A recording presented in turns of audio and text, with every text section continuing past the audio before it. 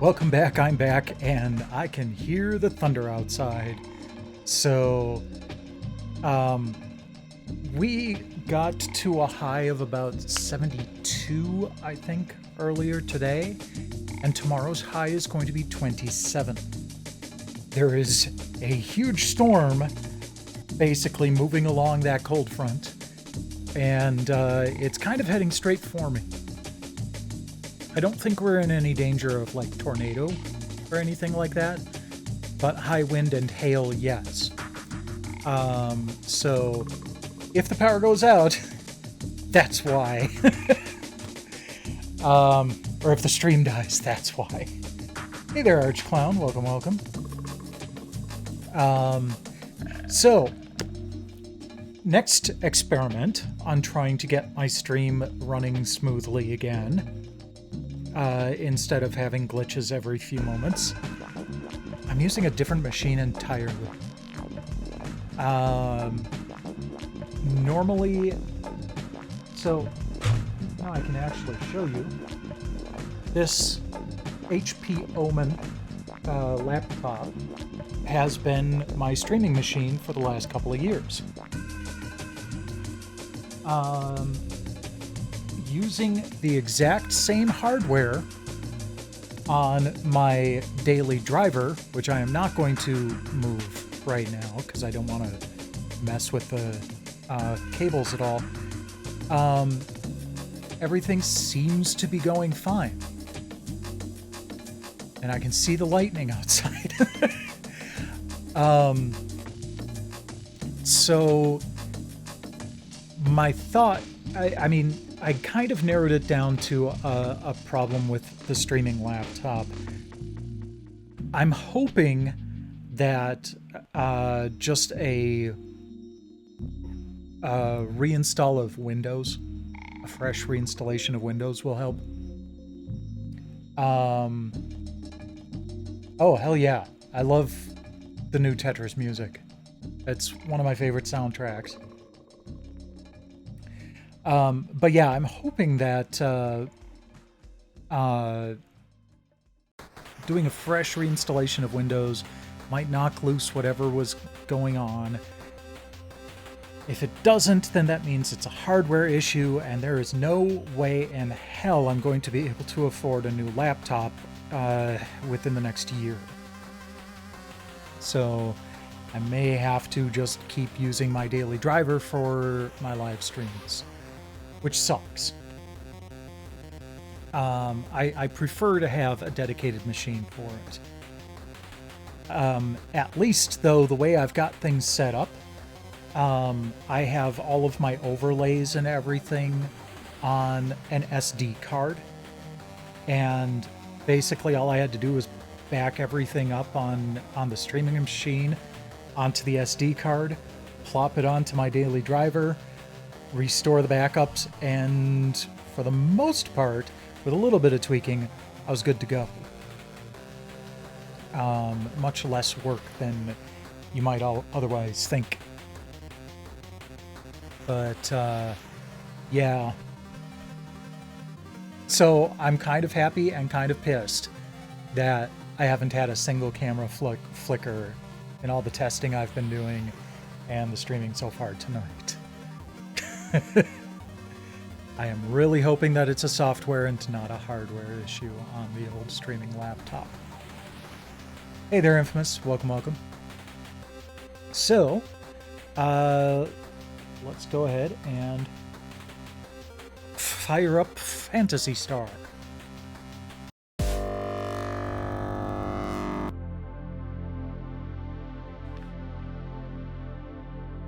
Okay. Come on, wake up. There we go. Play. Start from save state.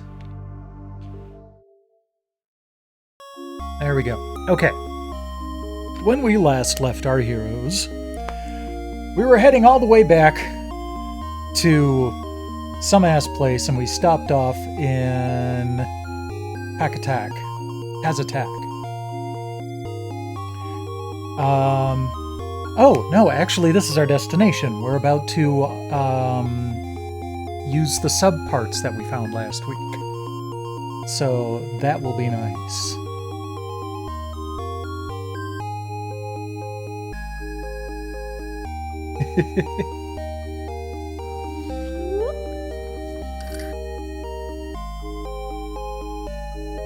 Crash Team Racing is one of my favorites.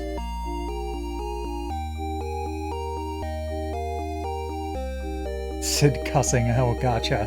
I couldn't see it very well from here. Okay, so let's head out of town.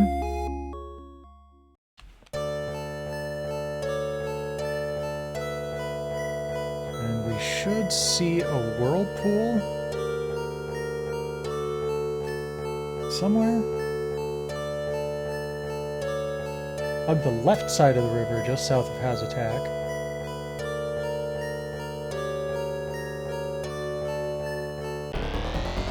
Sure, why not? What is that?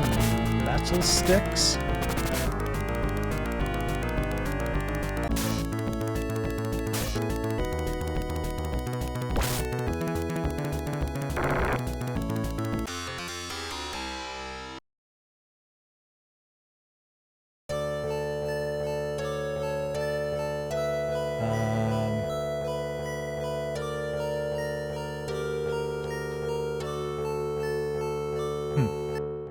Okay.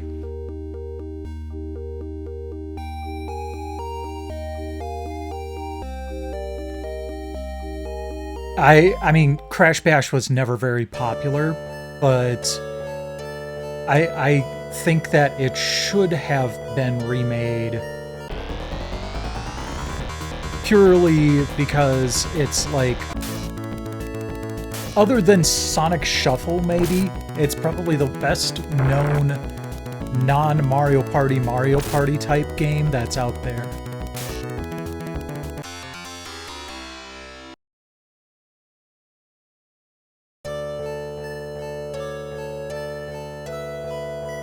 I never played Nitro Kart.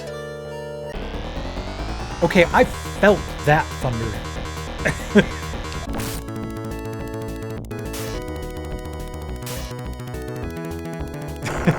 No problem. Enjoy your lurk and your sleep if that ends up happening.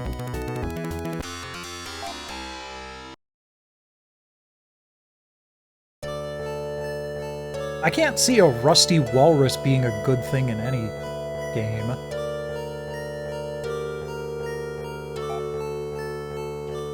Okay. Well, I've got the sub parts. Unless I need to give the sub parts to Ren? No? He's got the sub parts. Can't. That's possible too.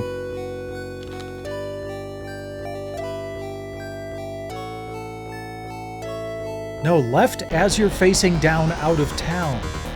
Jeez, what are you thinking?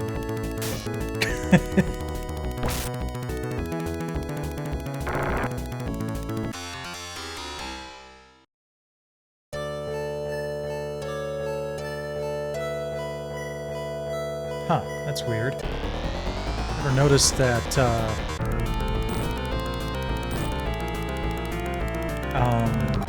screen tear before.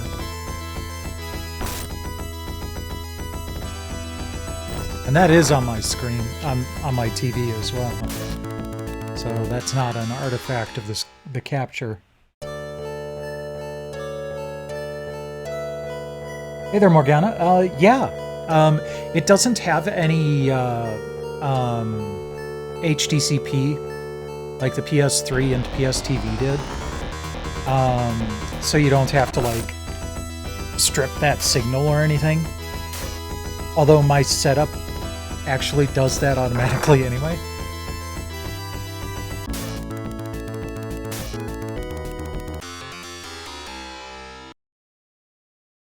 No problem. Rest well, Sonic. Thanks for dropping in.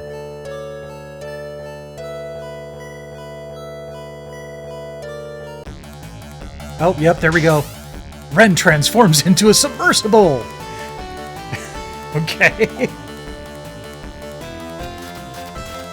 Let's see where this passage goes.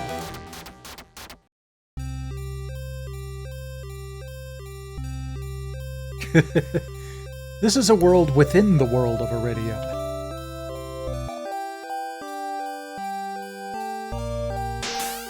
Ren transforms back into its original form.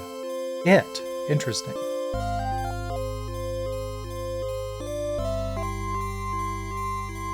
I'm loving this music.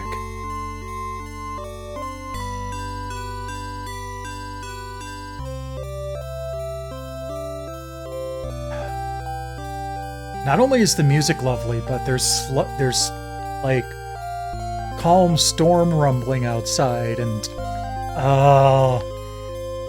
this would put me to sleep right now.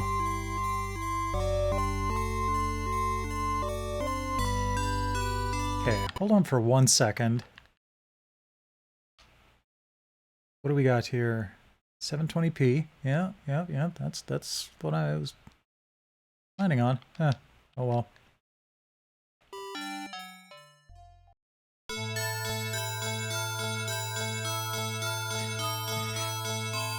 Morgana, I really couldn't say yet because I'm only 3 in.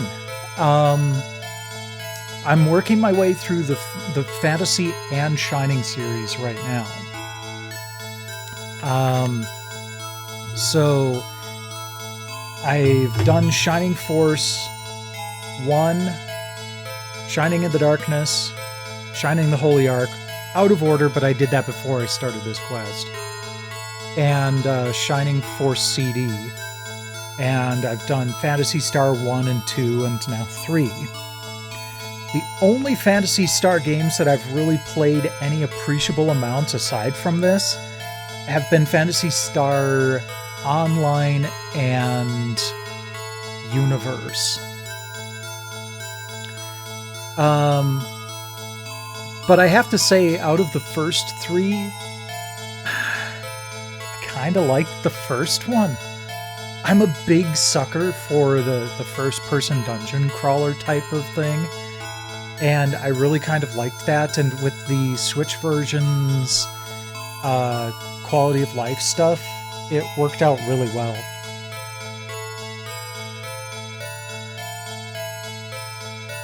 You guys gonna talk to me, or are you just gonna tell me to go screw my Iraqian self?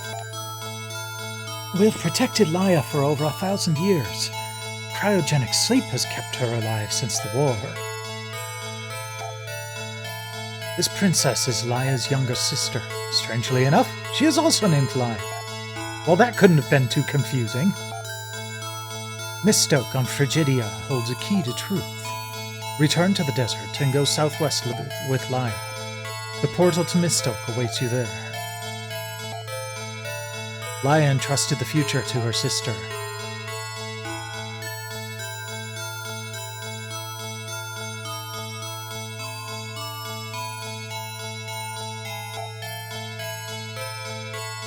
I was very young when Laia fought Horakio. She left with a knight who wore a black sword. I must know the truth. Please take me along. Oh, Laia joins my party. I bet now I can use those lion temples.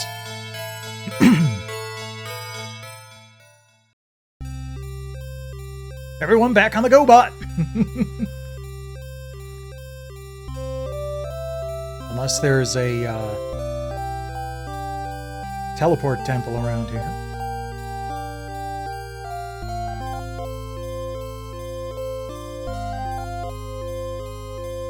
Nope, that's not a path. Okay.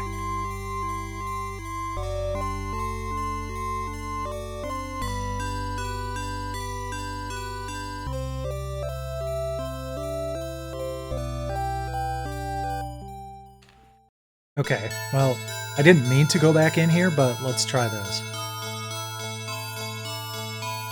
No, okay.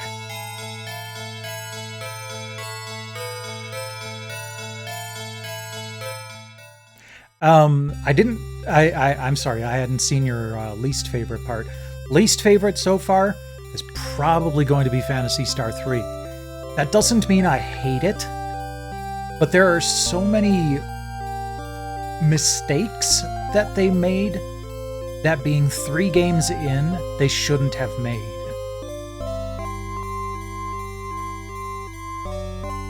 I would love to see this game get a remake of some sort. I think there's a lot of potential here. There are just so many design choices that were questionable.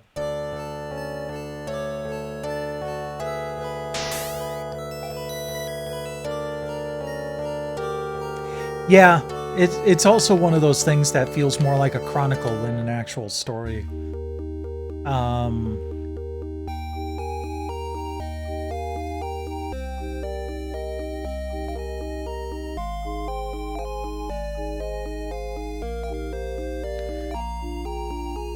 But I also have plenty more games to go.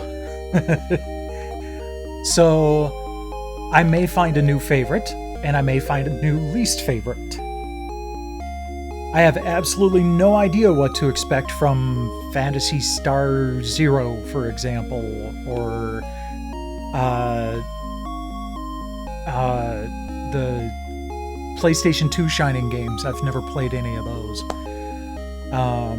But I've got every Shining and Fantasy game that released in the States, and I'll be going through them eventually. I do love the music in Phantasy Star 3. I have not pulled my punches there.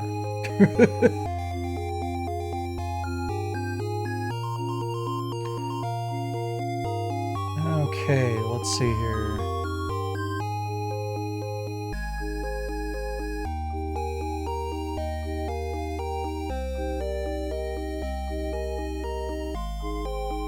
Okay, the FAQ is telling me to level Laia up. Because apparently she is... Yeah, she's level 1. When Ren and Mew are level 41. And she probably doesn't have Chris's slow leveling. Yeah, no.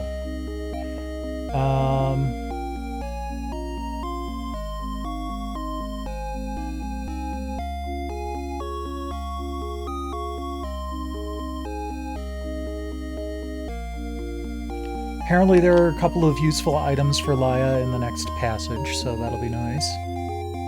But I need to get maps ready.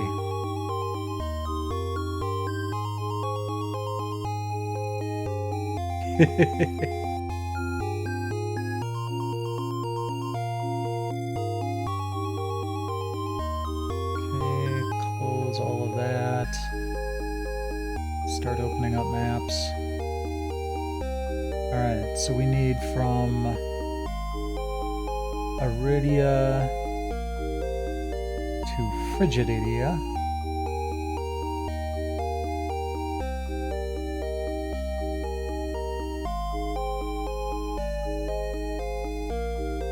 And then the map for Frigidia.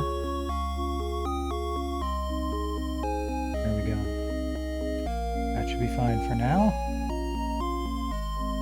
Okay, the passages are to the southwest.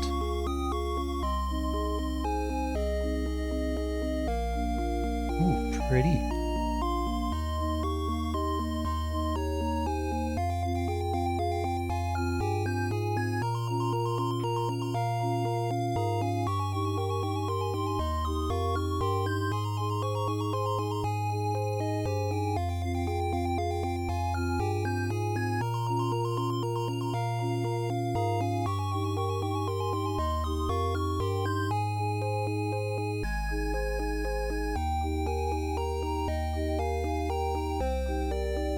I have not played Landstalker. I think I have it.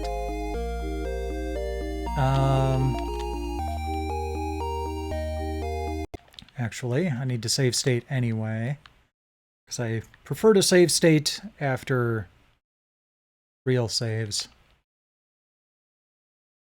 No, that's not what I wanted to do. There we go. So let's just take a quick look through my library here.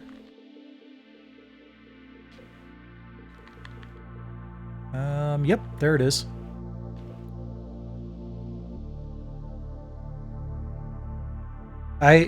It's one of those games that I picked up because I saw a video for it and thought it looked interesting. Yeah, that definitely looks like it might be fun. Oh yeah, I'm one of those people that I do a lot of saving.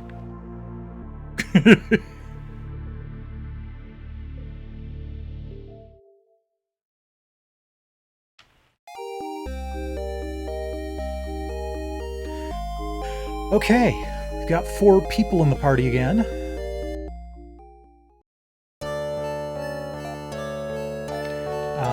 I should probably make sure that she's in back. So we'll put Ren, Chris, Mew, Laya. Yeah, I can see how that might be the problem. But it also looks like a pretty decent action game. Alright, any bets on how many levels Laya's going to get from this one fight?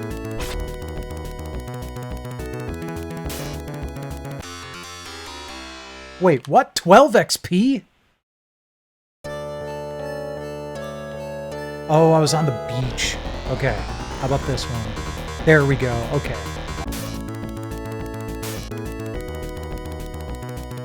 Moose! Why did they dumb down the enemies all of a sudden?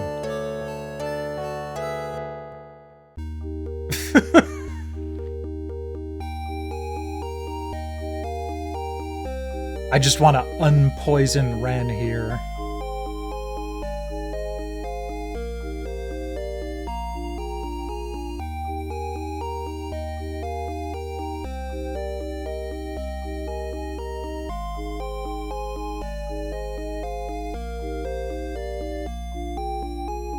Did I just walk past friggin' RoboCop?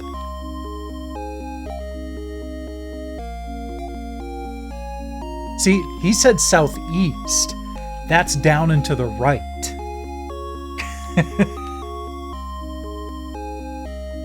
Wait, is there not a chapel here?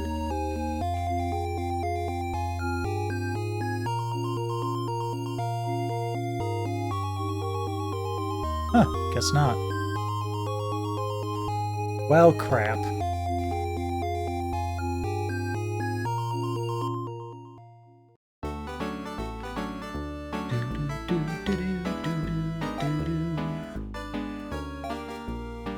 Hey, you've got an escape pipe. Gimme. I keep forgetting to pick one up.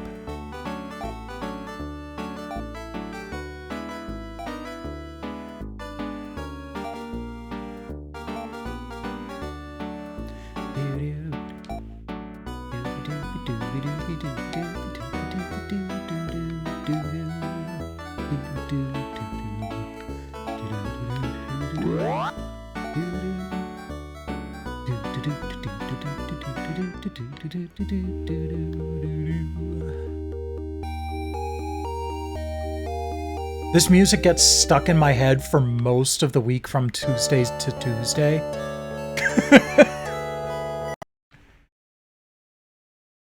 Especially when I've been, you know, doing my offline tech tests. Okay. Need to go southwest-ish. Gila toads.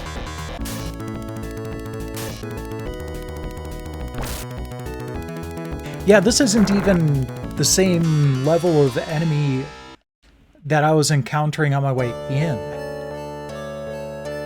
Does the game present enemies based on, like, your average party level? Because, I mean, that would basically mean that my average party level went from about 30 to roughly 20.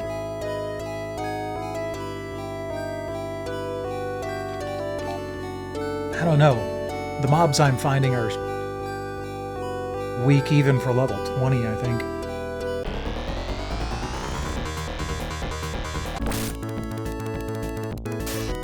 I listen to lots of game music all the time, and this stuff still gets stuck in my head. Good stuff. Well, hopefully when I get to the, ooh, that was a bright one. Hopefully when I get to the passage here... Uh-oh. There goes Laia. Oh, she defended. Okay, we gotta run. And heal Laia.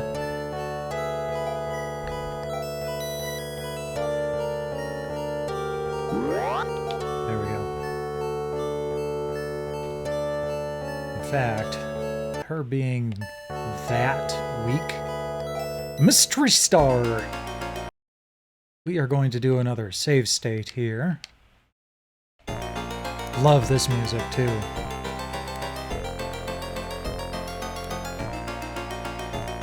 I do love... One of the main things I was looking forward to the most with Polymega is using patches. In fact, you probably noticed that I'm using a patch on this. I've been using quality of life patches where I can on the games that I've been playing. This one fixes a bunch of bugs. You notice that the parallax was working in the background during the battle scenes, that sort of thing. With Shining Force, in Shining Force 1 at least, it made it so that XP would carry over. So, like, normally when you level up in Shining Force, if you have 5 XP to go to your next level, and you get 45, the other 40 just disappears. Uh-oh. Damn it. Look at that! She would have... I'm not even going to bother trying to resurrect her, because that spell has a really crappy success rate. Anyhow, so the patch that I was using, among other things, would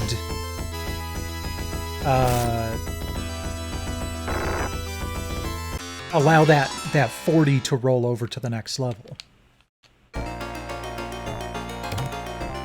Okay, laser knife. So, Morgana, you thought she would get 3 levels from our first major fight. I'm afraid you undercut it just a little bit.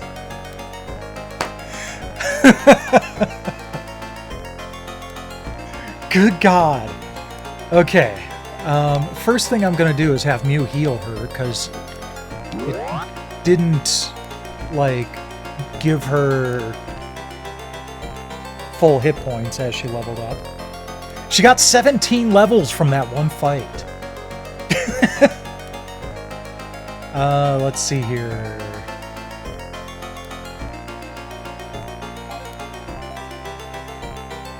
Laser knife.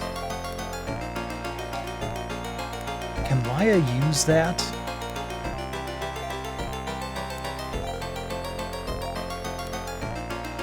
Oh, she has a bow. Well, screw the knife. No one's using a knife. Okay.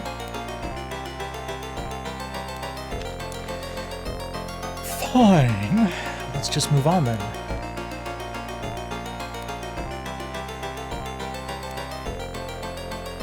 Okay, what are the other prizes here? Okay. Okay. Okay.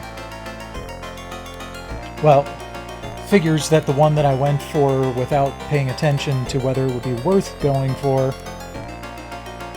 is the least worthwhile prize in the dungeon. Okay.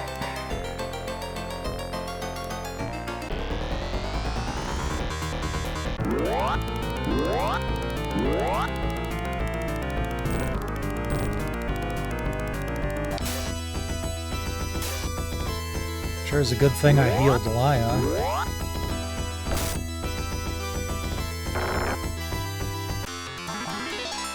Okay, Chris leveled up. How many levels did Laia get this time? Just another 4. Okay.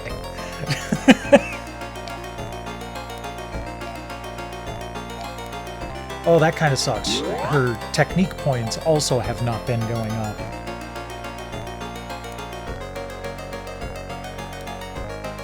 Nope. Not at all, Morgana.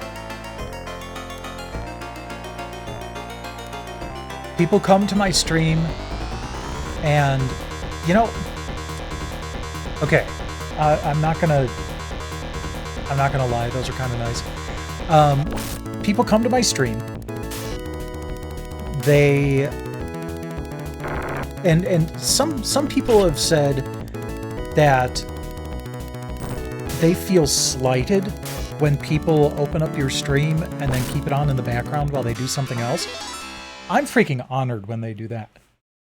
Because it means that I'm, you know, not demanding. It means that I'm not disruptive. It means that I am, for lack of a better way of putting it, comfort food. Which, cool! So, you know, I know that there are people here that are watching and not participating, and that's perfectly fine. But I also appreciate it when people do participate, so thank you.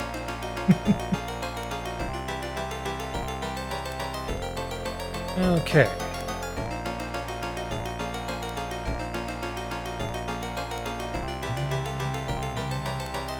This dungeon is a little tricky.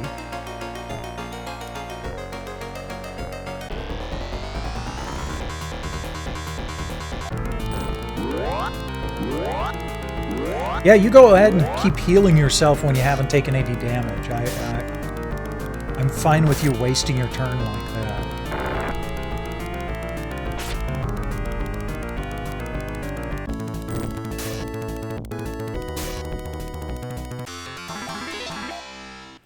Wow, lots of levels that time. Ren and Mew are up to 42, Laia's up to 26. Nice. Okay. Ooh, Ren could use some healing. Let's do a quick G-Res. And then Ren gets a regular res. There we go.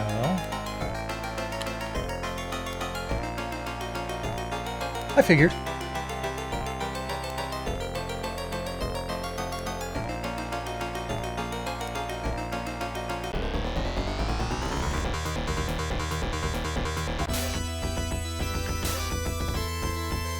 Okay.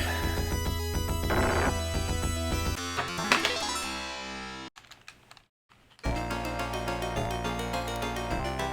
believe I go down here and a prize.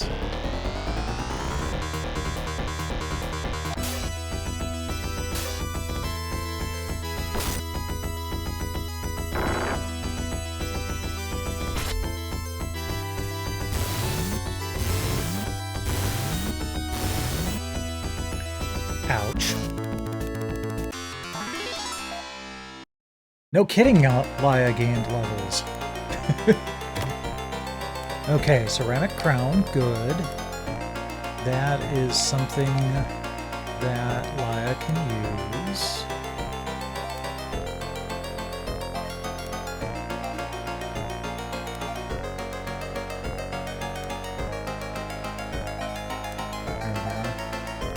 Nice. Give me one quick second. Okay, so that gave her 16 more defense. Not bad for headgear. Alright, I'm gonna do another quick save state here. There we go. Ah, thanks for the follow, Morgana. I appreciate it.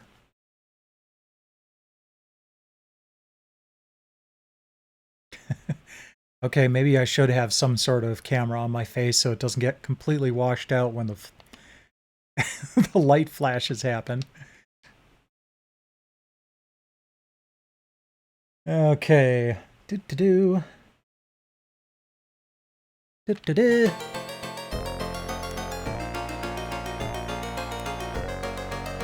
Okay, go. Oop.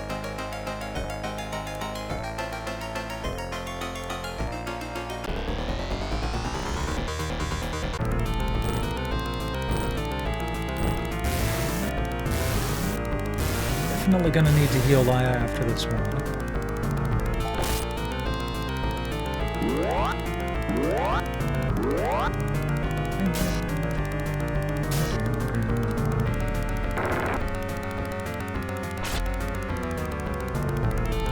Oh, and if you do want to take a look at all of the stuff that I've played so far, up in the corner there you see the YouTube at Tesseract Unfold is my main YouTube channel.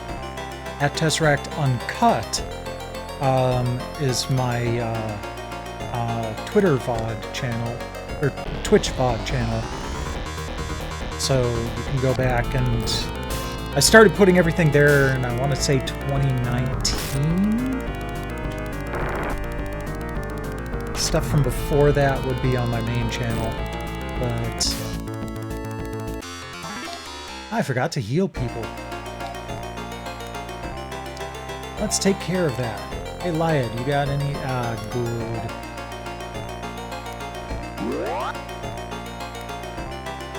Definitely solid Thunder Rumbles going on right now.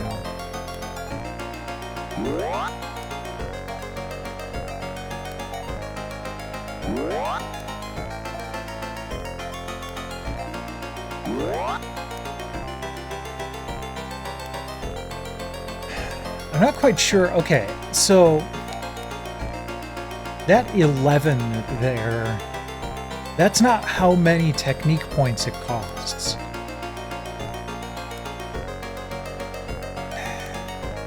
It's just another one of those things that's counterintuitive about this game. I'm sure that's like a power level or something like that, how much effectiveness it is. That's not very useful to me. Or at least, it's not as useful to me as knowing how many technique points it's going to cost.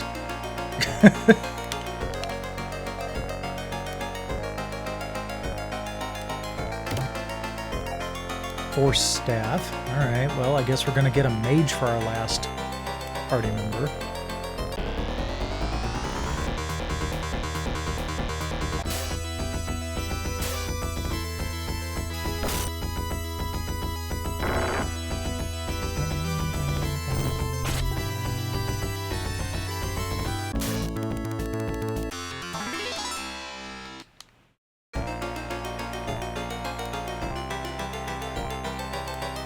Oh, come on. They keep ambushing me like one step from the treasure chest.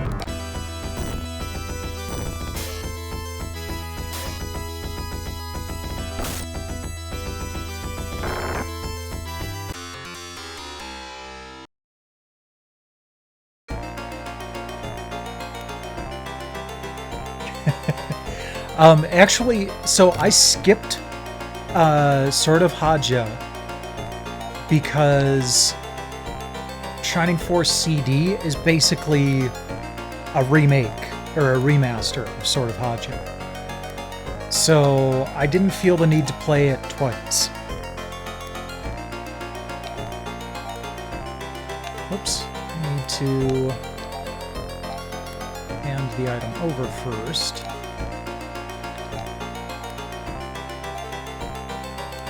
Now we can equip it. Yeah, the other game is a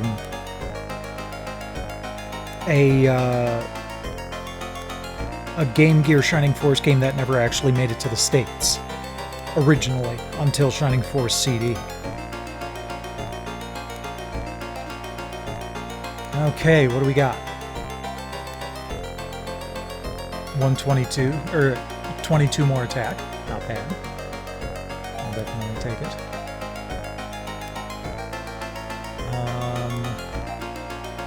Oops. Probably buff up a little bit here.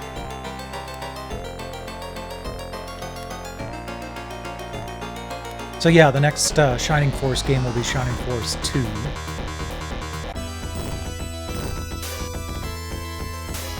But I always take a break from streaming and YouTube video creation in April.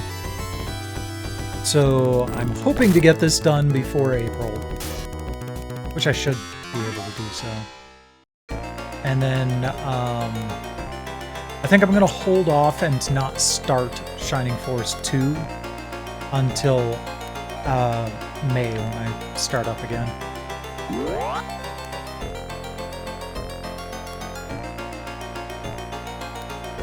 Okay. Map again.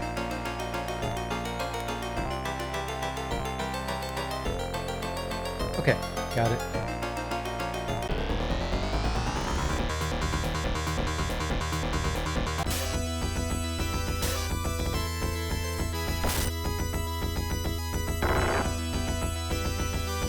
I'm actually pretty impressed with how the stream is holding up. I have OBS and all of the streaming programs on one virtual desktop on Windows, and to check the FAQ and maps and everything, I switched to another virtual desktop, and everything just keeps ticking along in the background.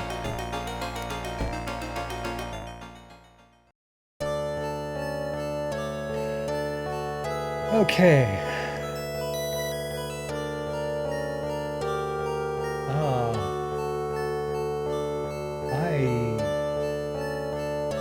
I have a bit of a walk. Like, as the crow flies, Mist Oak is not very far. But unfortunately, I am not a crow.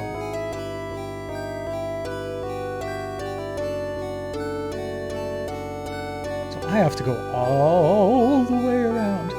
I wonder if there's a shortcut that the FAQ mentions here. One sec here.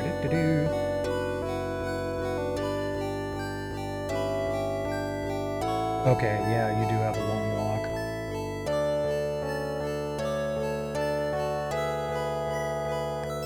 Okay. I have not, but I've seen it played and it intrigues me. Okay. The hell was that? As someone who's lived in Wisconsin all his life, why the shit can I not walk on that lake? I rode a bike across a lake when I was younger.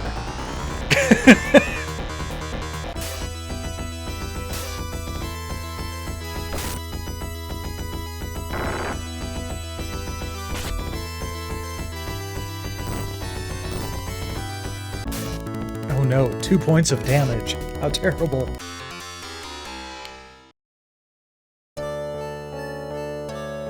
I have played a couple of the SSI RPGs though. Those have been kind of fun. Oh wow. Okay. Got lots of human warrior ladies attacking.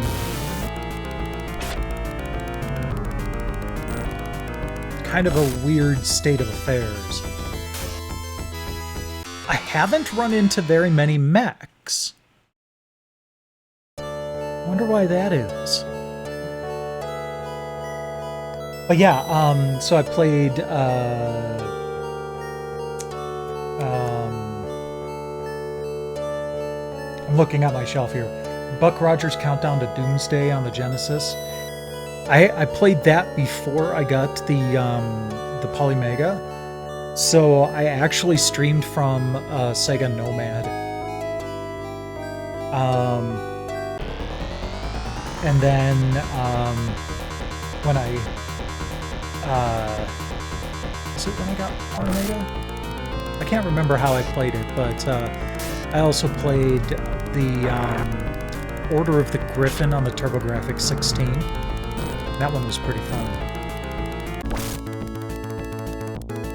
Yeah, like the Dungeons and Dragons games. I haven't played the Dungeons and Dragons game on the Genesis, but it's on my shelf. Something that I would like to poke at some point. Oh, jeez. Someone upstairs must have, like, jumped off a couch or something.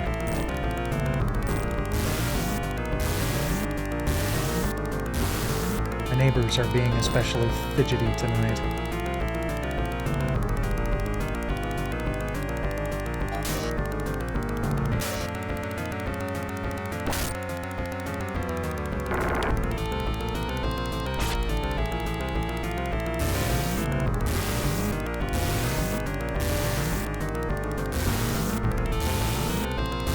I also, at one point, did play Ultima 4 on a live stream. That was really unique.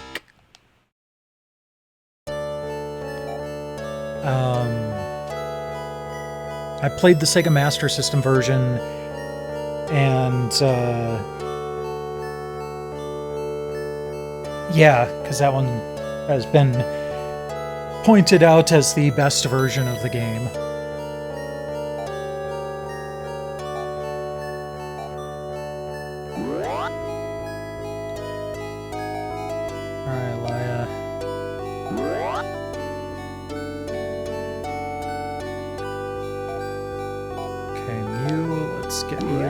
There we go. That should be fine.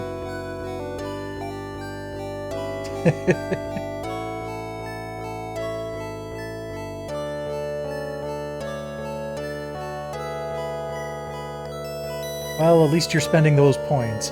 I may actually open up the shelf tour again in the near future. I've been kind of organizing things a little bit and rearranging. And, you know, to the point where it might be worthwhile to do it again at some point in the near future, So the D&D, the SSI D&D games are very tactical, like the Shining Force series. Ultima is more like your typical JRPG. The weird thing about Ultima 4 is that it doesn't have like boss battles or a great evil or anything. Your goal is to embody the 8 virtues. So, like, you improve generosity by giving to the poor, or overpaying for items at the shop. And once your generosity gets to a certain level, you can find the temple for that virtue. And if you've got the right stone for it, then you can become the embodiment of that virtue. You have to go through and you do all 8 virtues, and then get to the top of the last dungeon, and that's it. It's really kind of, like I said, it's a very unique type of thing, even within the Ultima series. Most of the other Ultima games tend to be, you know, go through, defeat enemies, take out the big bad. But Ultima 4 was definitely a unique thing. Uh-oh. Gotta look at the puffy boy.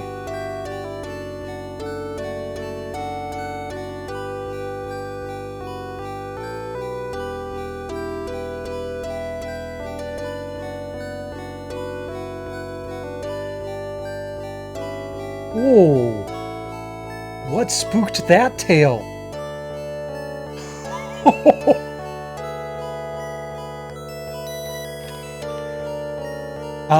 Wizardry, I haven't really played very much, but fellow streamer Fortifier did send me the Ilgaman Saga, however you pronounce that.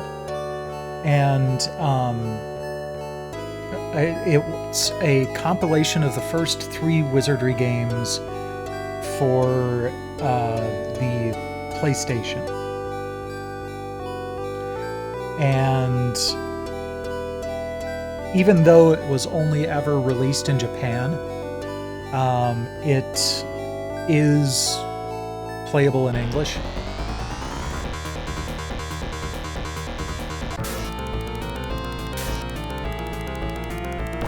So, and it is also a first-person dungeon crawler type of thing, but by all accounts, it is hard as shit. So I really haven't dove into it very much yet. There are a lot of games that I've got loaded up on the Polymega that I will probably poke at more when I can just kind of, you know, while I'm laying in bed, winding down, just kind of poke at the app on the Steam Deck.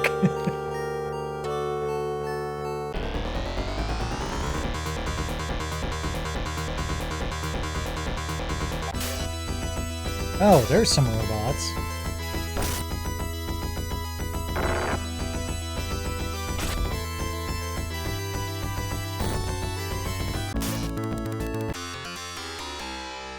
He is the cat. Dude, Infamous, what's... Oh, okay. Just, he was zooming and you just locked eyes with him and that spooked him? That's hilarious. That cat of yours. It's just a card.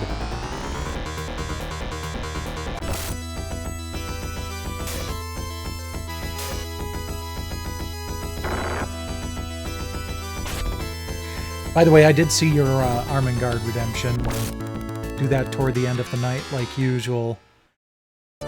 Sounds like the storm has kind of passed, because I've got the PlayStation 5 really doesn't like losing power when it's either turned on or in rest mode. So I have it completely off right now.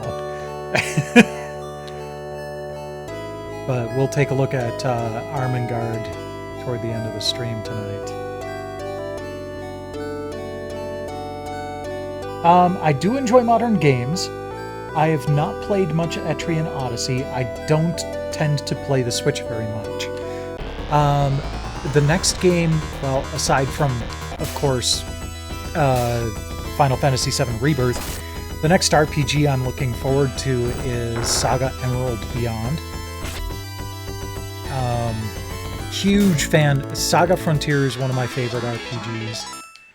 I was playing through that when the remaster dropped. So I started weaving back and forth between the original and the remaster and finished both of them. And if they ever do a remaster of Saga Frontier 2, I will be on top of that as well. I've been trying to play some of the older games in the series, but boy, is Final Fantasy Legend a hard pill to swallow. I'm even playing Makai Toshi Saga, which is the... I love her animation, just... which is the remake they did on the WonderSwan Color, and that has a whole bunch of quality of life improvements to it, and it's still a pain in the ass. Like, if you've... oh yeah, Saga Frontier 2, I have the Pocket Station as well. So I really hope they figure out how to integrate that into the remake. But, yeah, if you've never played Final Fantasy Legend, aka Saga, weapons are considered items. So you buy a rapier, for example, and you can use it 50 times. And then you have to buy a new one. I hate weapon degradation in games. It always feels like such an unnecessary gameplay mechanic just designed to waste your time. Which is why I'm never going to play Breath of the Wild.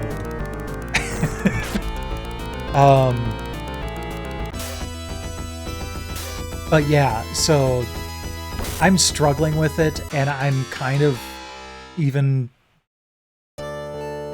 debating whether I want to keep going with it. But I really kind of want to go through the entire series. Maybe I'll just skip to Romancing Saga at some point and see if that feels any better. Yes, Collection of Mana, or no, it was Collection of Final Fantasy is on Steam and Switch. That's the one you're thinking of. But, and while I did get that on Steam, the trophy list isn't really that impressive. And it's a direct conversion of the original Game Boy games. So, playing the WonderSwan Color version not only gave me a better version, but it also gives me an excuse to poke at my analog pocket.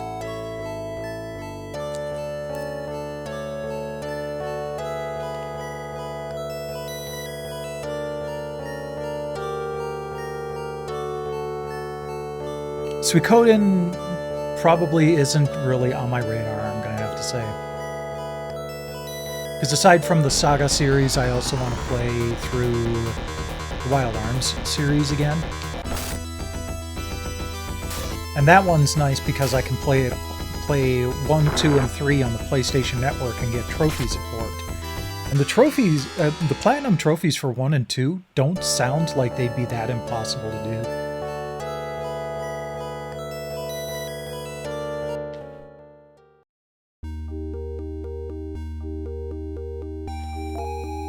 At last, we have waited centuries for Laya's kin to reach Mistook, the Castle of Silence. Oh, I must have come here by accident. Okay, nope, no one's poisoned, no one's dead, so we're fine.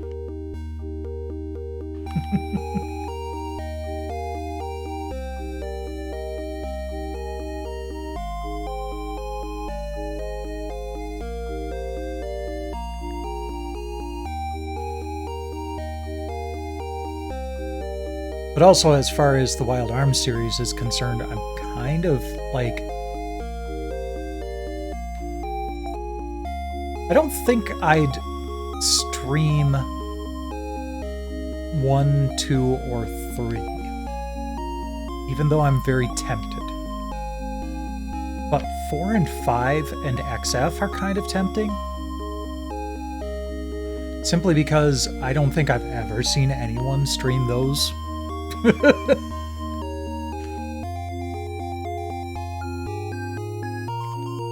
Okay, let's take a look at what the FAQ has to say. Before you go into the castle, look to see if you can buy some of the equipment here. Ooh, a laser bow. Yes, please.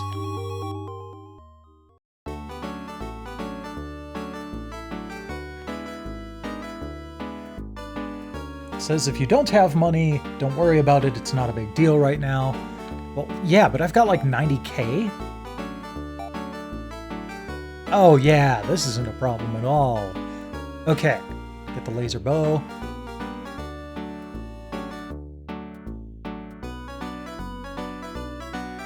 And that's the only weapon I can really buy.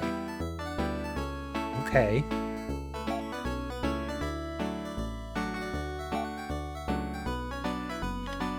And then on top of that, I can sell the bows that she's carrying around like 3 bows right now.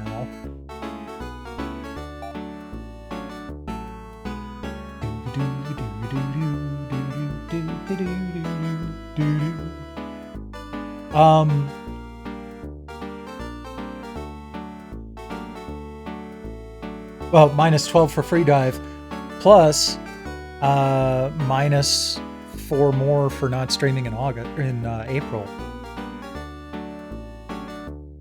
So we know what the next console is going to be. They've already announced that the next system is going to be Atari 2600 and 7800.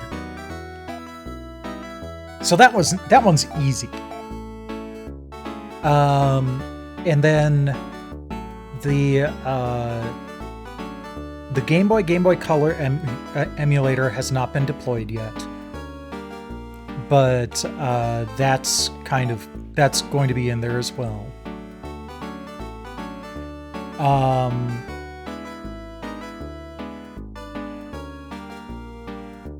I believe they're going to have arcade games on the store.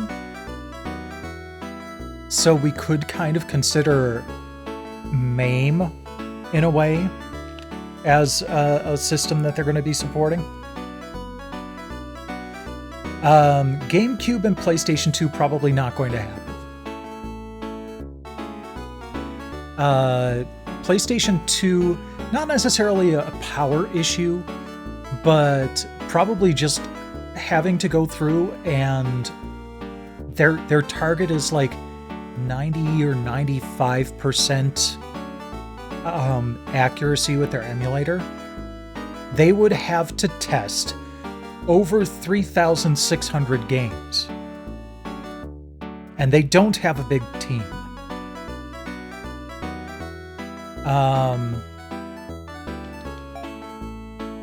GameCube, probably a little bit too much out of the power range. Dreamcast, however, the chief technology officer... Oh, he won't even buy Laya's bow. Interesting. The chief technology officer of Polymega has actually had Dreamcast working on his test machine. The tricky part there would be supporting the VMUs. But I would say that that's entirely possible. I think there's some low-hanging fruit with some of the lesser-known CD-based consoles as well. I can see Jaguar CD happening before Jaguar ever would.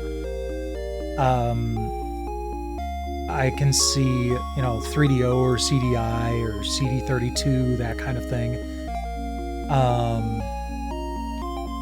Oh, no, that's right. This isn't where I buy armor.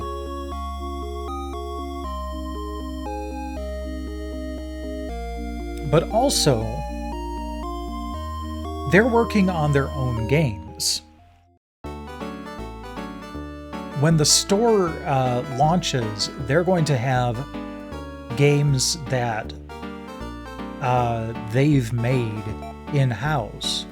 Because most of the people that work at Polymega used to be video game developers. So there's going to be some interesting stuff, some of which I actually know details on, but I was sworn to secrecy, which sucks. Because it's really cool. That's all I'm going to say, is that it's really cool.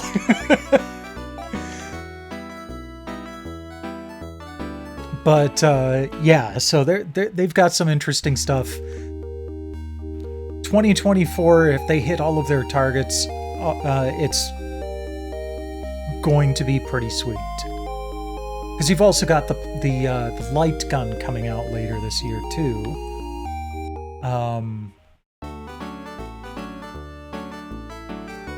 So yeah.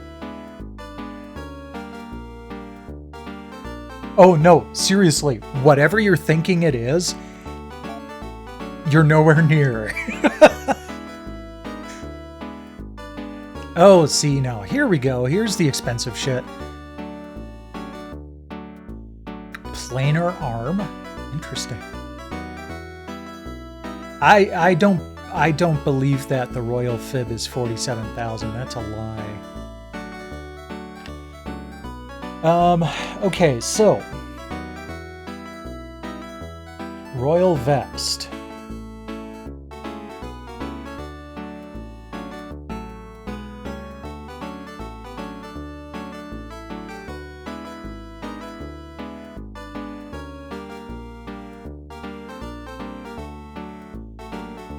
Okay, so at least the Royal and Planar stuff is the strongest defensive stuff in the game.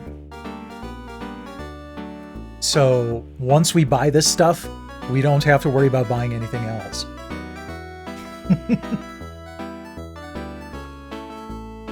No, it's not going to be Carnival Ring Toss stop motion games. It's going to be Plumbers Don't Wear Ties too.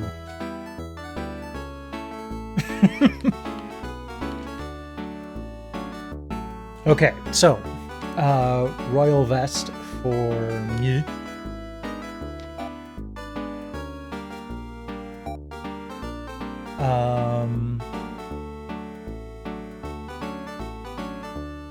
So the Royal Fib is for Laya.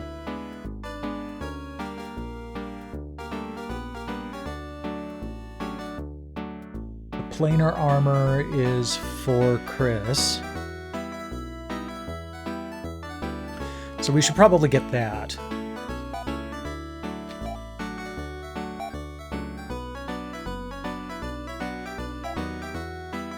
Let's go ahead and equip it all and see if we've got enough for another piece of armor.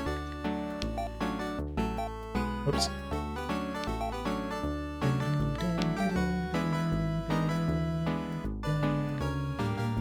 Ooh, I could sell that laser shot. There's quite a few things I could sell. Okay. Okay, planar armor. Defense 267 goes up to 293. Oh. Oh, I thought that affected his speed somehow. Nope, guess not. Oh, it went down by 1 from what he had before. Oh no.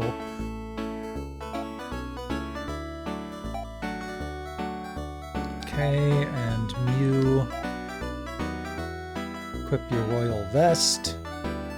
And that's an extra 30.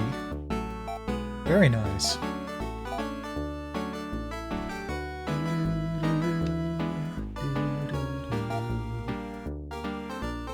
Yeah, 3DO would be really cool because that's another one of those systems where they've had a ton of 3DO games at my favorite game store for the longest time. And I'd love to just raid their 3DO library.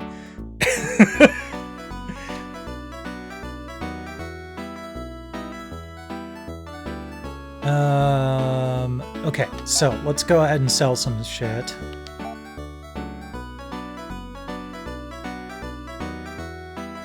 I would also love to see Dreamcast. I'm realistic when I talk about it, but I would love to see that because I would love to just have everything installed on the Polymega. I would love to see PlayStation 2. I just don't think it's ever going to happen. Because the PlayStation 2 is my second largest physical media library next to the PlayStation 1. So I would definitely love to be able to just install all of that on the Polymega and just go with it.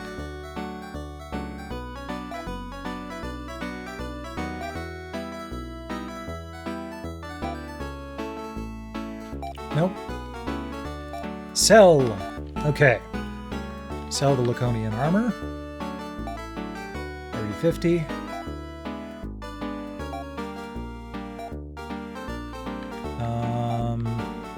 Sell the laser shot.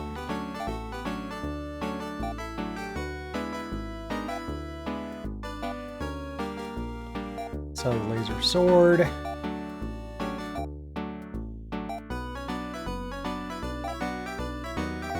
Sell the laser claw.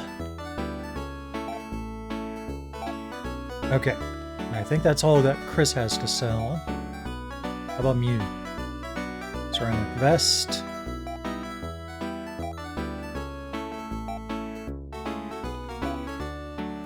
Laser claw.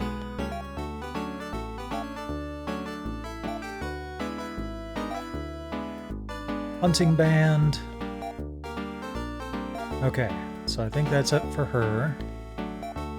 Ren. Sell the steel gear. I want to think about his subparts. He won't take Laya's bow. We'll take the ceramic bow.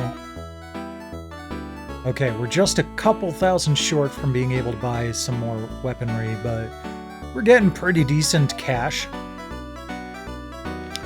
So, let's see. Who would benefit from an armor upgrade most? Probably Laya.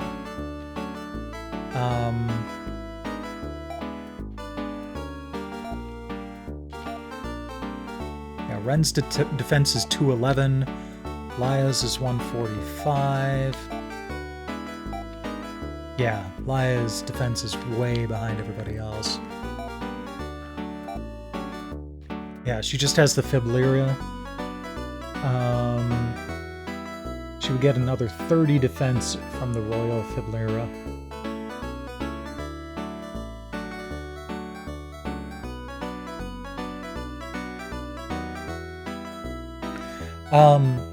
Another thing that would probably be a good fit for the Polymega, but would require an interesting bit of peripheral work, would be the PSP.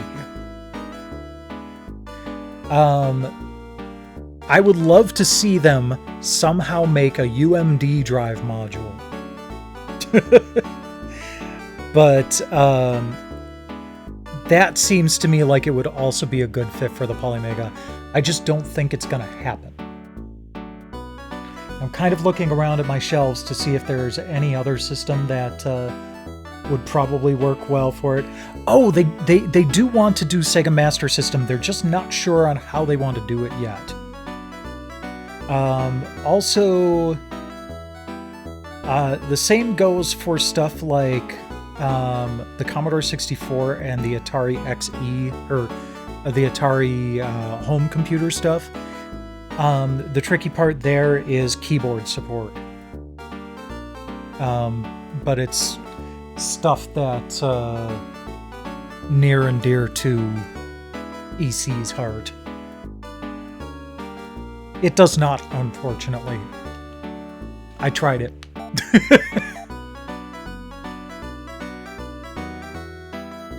Okay, so let's just go outside, grab a couple K more, come back, get Laya some equipment, and then we'll move on to the next dungeon.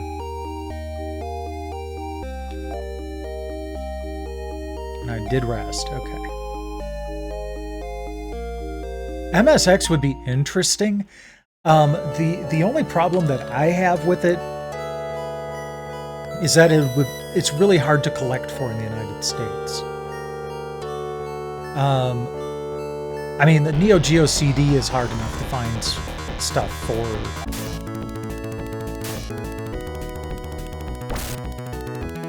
But I rarely see MSX carts out in the wild.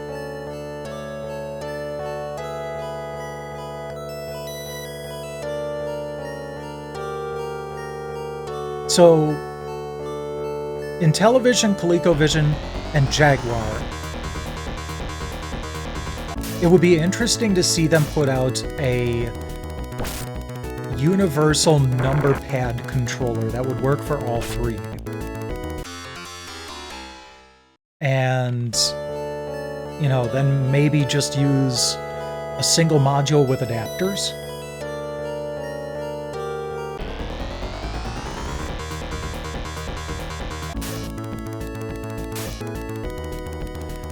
But the controller is the biggest issue there. Plus, the overlays for the controllers are also kind of tricky. Because stuff like Alien vs. Predator on the Jaguar, the controller overlays are useful to know how to even do anything. And there's one for each of Alien, Predator, and Colonial Marine.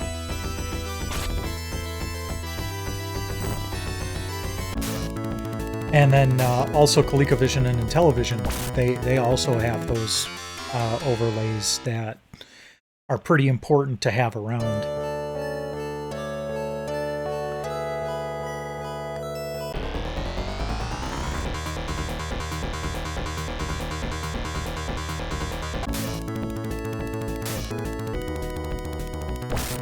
Okay, Infamous, this isn't much of a spoiler, because it's all over the place already. Yuffie is Yuffie.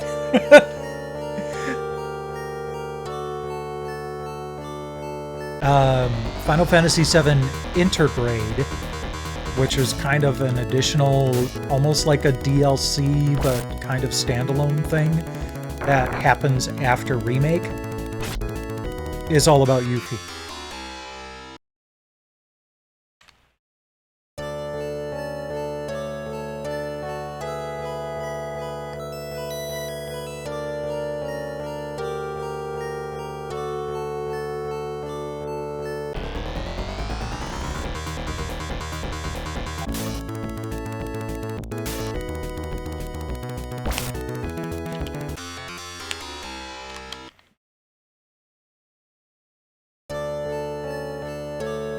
But yeah, I think the light gun is probably the most exciting thing coming up for me on the Polymega. I have that pre-ordered. I've got cash set aside for when they start the pre-orders for EM06.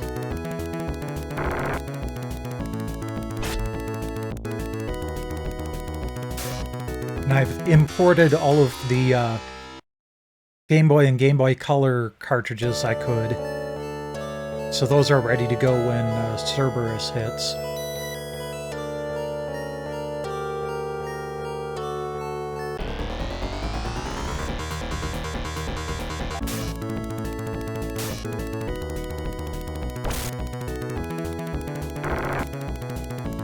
But also when the 2678 or 267800 module hits, I have the full library of Atari 7800 games.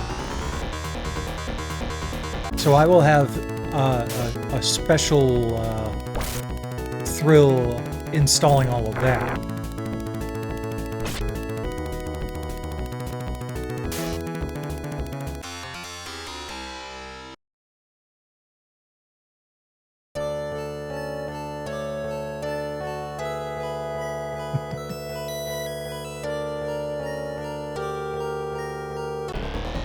Yeah, I went out and got a whole bunch of light gun compatible games from across all the systems that support it, you know, Super Nintendo, Genesis.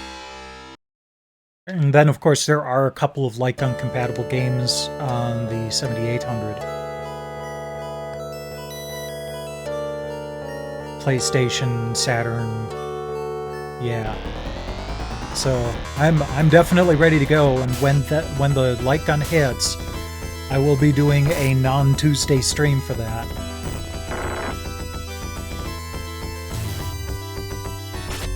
I'm mostly just stream on Tuesdays right now, but when something comes out that I'm really excited about, I stream on a day other than Tuesday.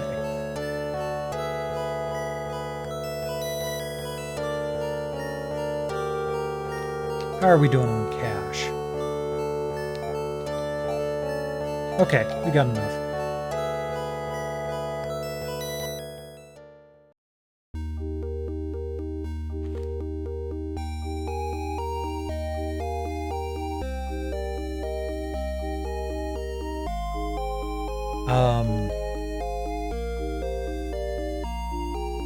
Yeah, so when the Nintendo 64 module hit, I streamed that right away, too.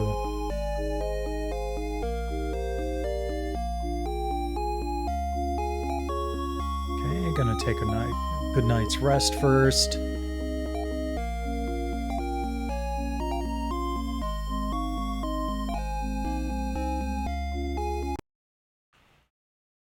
Do a new save state.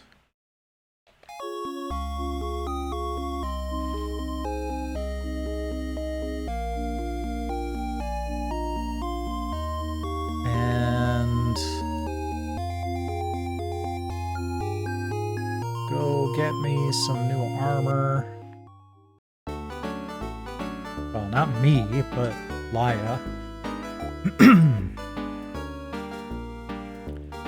Okay, she gets the royal fib. So let's see here.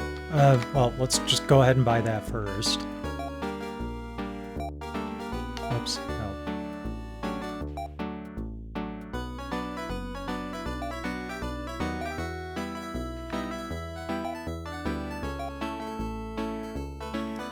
Alright, that's better.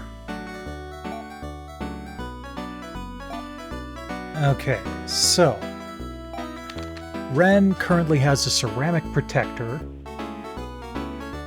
Oh, jeez. The Royal Protector would increase his defense by 53 and his speed by +1. Well, shit. That would actually be worthwhile to get. Well, we'll probably get tons of cash going through the next dungeon, so we'll just leave it there. Laia needed that boost.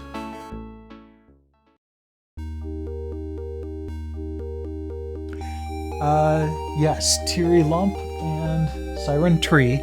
Siren was giving me purrs and warmth before the stream went live.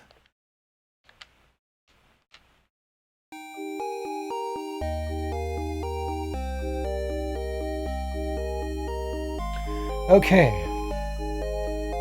let's move along forward.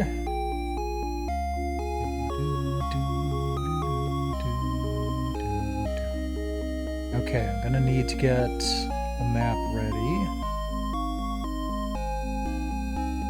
Mistoke Dungeon, Mistoke Castle.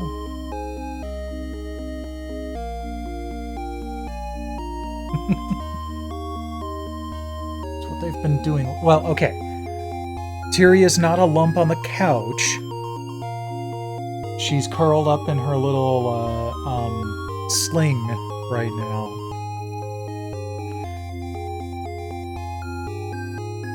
It's kind of hilarious, too, that sling I got from my sister, because she was like, yeah, I got this for my cat, but she doesn't use it. Do you want it for your cats? And I'm like, sure. Brought it home, set stuff down, you know, after I was coming in through the door, just kind of take off my coat and hat and everything. Went back, and Tiri was already in the sling.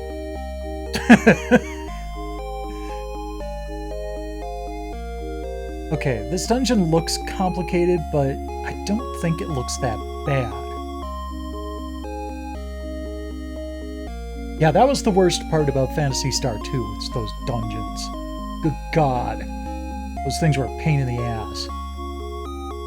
Even with maps, they were terrible.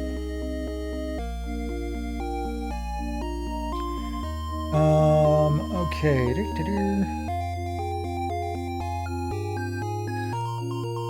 Yeah, Dobby slings himself around your apartment.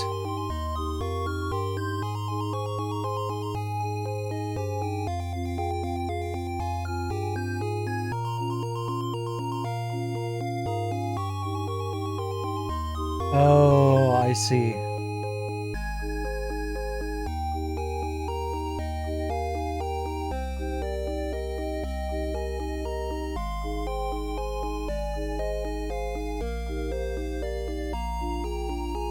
Okay, so the next dungeon is kind of an up and down affair, where you start in the castle courtyard area, and then you go down some stairs, and you go through the dungeon a little bit, and then you come back up, and you're in the castle again, so...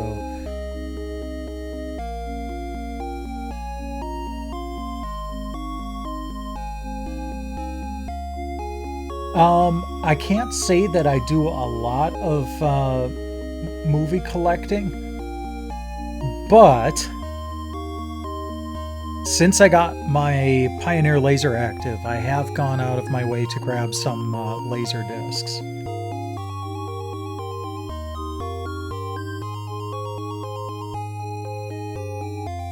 I've kind of grown to appreciate the medium. Oh dear God. Just getting into the dungeon is a pain in the ass. And then the dungeon itself is a pain in the ass. Woohoo! Okay, here we go, Mist Oak Castle.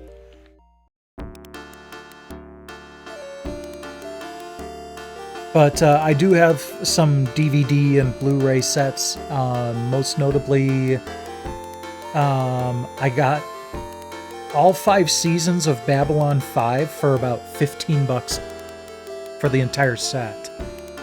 That was kind of fun. I have Crusade as well. I've got the entire series of Andromeda, Dot Hack, Sign, the Wild Arms anime. So I've got some good stuff. But I'm a bit picky, because I do appreciate digital media. Robo-Man. I know a lot of retro fans are like, ew, digital, but no. I do appreciate the convenience of it. Even better, something with like the Polymega, where I can take my physical media and convert it into digital for ease of use. You can't do that with DVDs because of copy protection.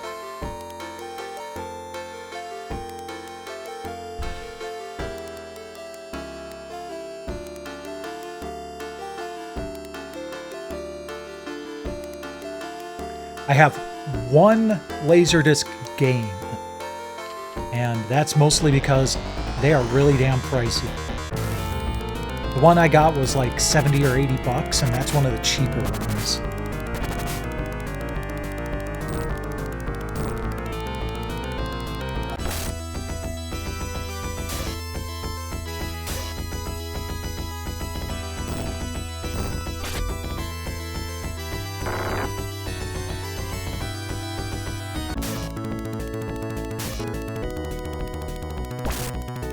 One thing I like about the Babylon 5 DVDs, though, is that they're in widescreen.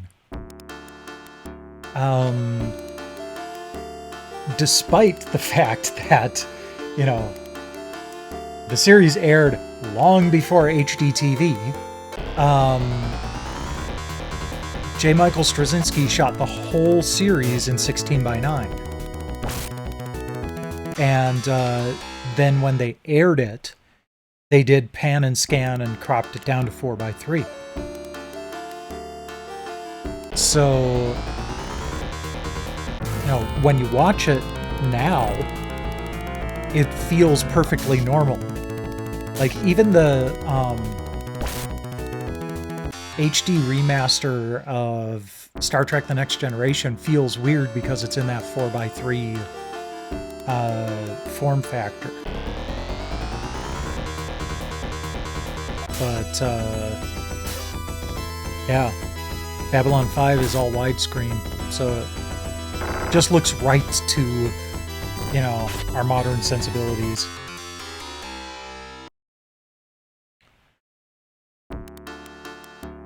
So you know what? Okay, hold on for a sec. Oh, I'll leave the music going. Give me a few moments here.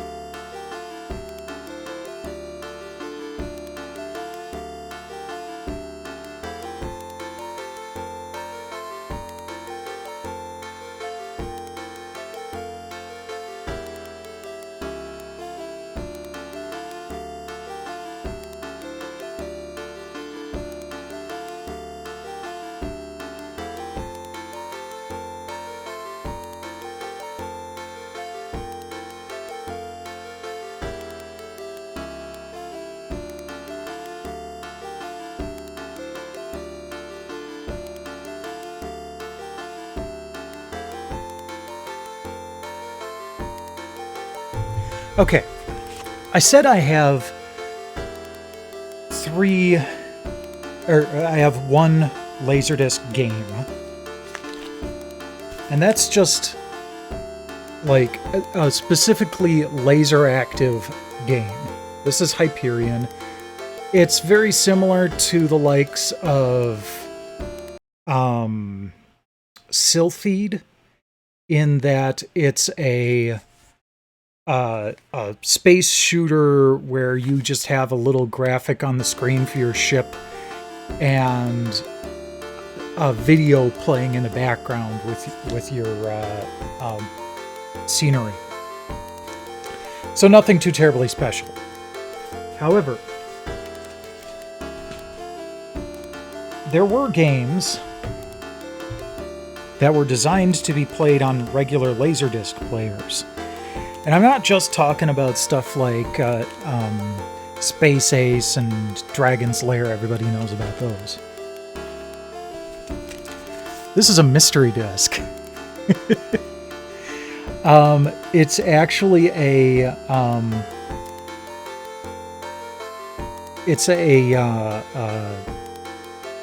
kind of a murder mystery type of thing, where you have to go through and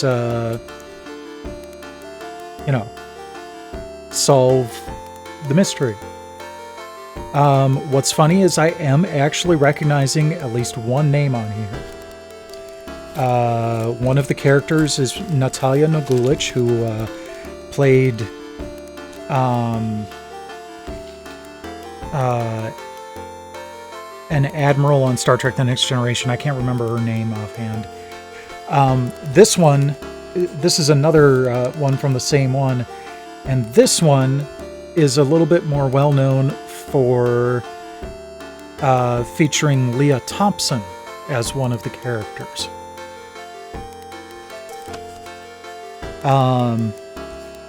But yeah, so I technically have 3 Laserdisc games, but only one of them that was specifically for the Laser Active. The weird part about these Laser Active games is some of them will be compatible with having the Genesis pack plugged in, and some are compatible with having the TurboGrafx pack plugged in. This right here where it says Mega LD, that's the Sega pack compatible stuff.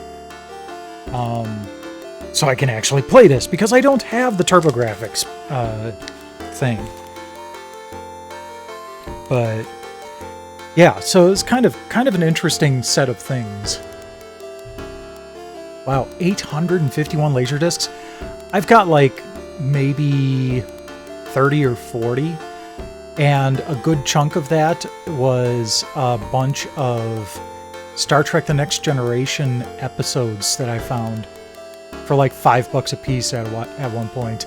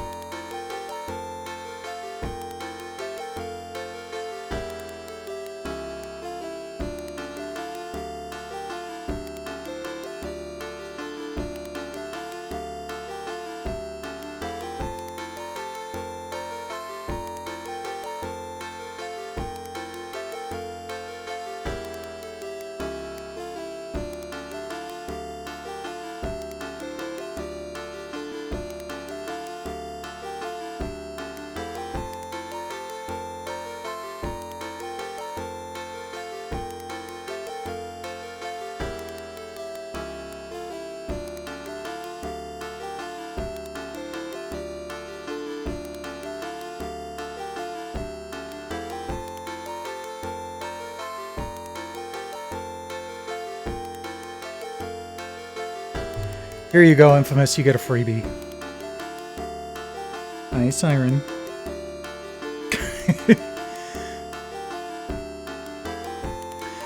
Oh, don't look so glum.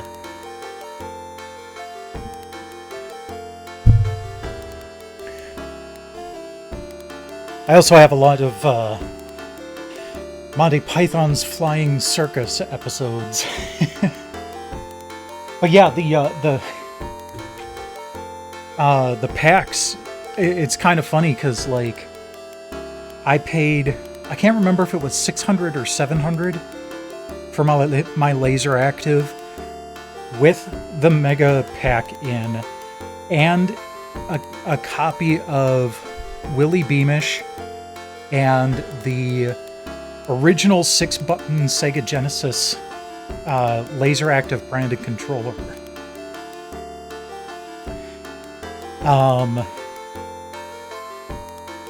One of the packs will easily run you $700 right now. It's nuts. I'd love to get my hands on that turbo pack just for completion's sake, but that's not likely to happen anytime soon. Yeah, that's Siren.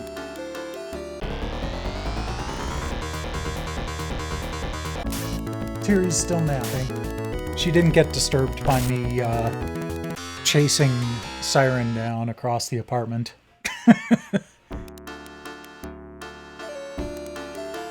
Okay.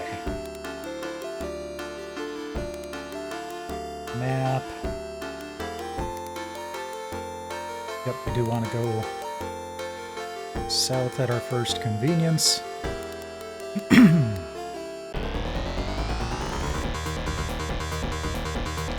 Weird, I'm hitting easy enemies again. Alright, Maya. Heal thyself. Thank you. Can I go around this? Oh, I can! Excellent! Oh, that'll save some time. Okay. So then...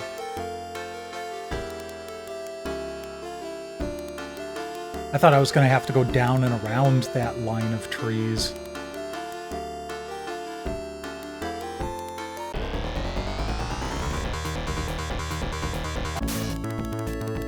And, okay, so down here.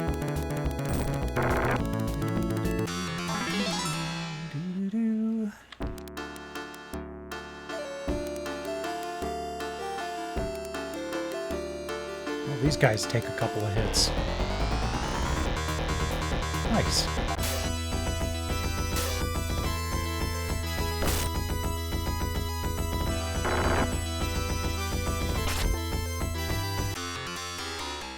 Okay, next map.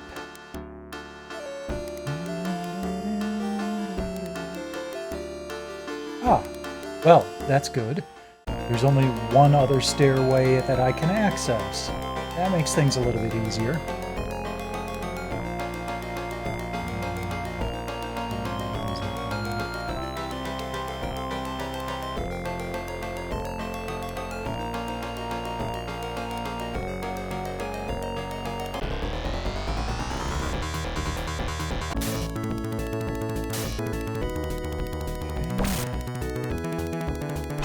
Straight up through here.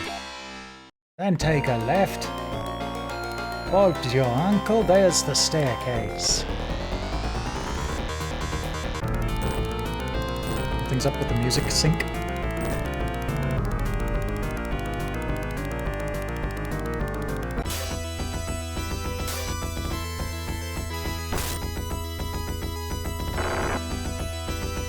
That's weird. Okay, there is something that I'm doing a little bit different as far as the video and audio capture from the game is concerned. So let me see if I can quick revert to how I've been doing it. I thought that this other method was going to actually be better as far as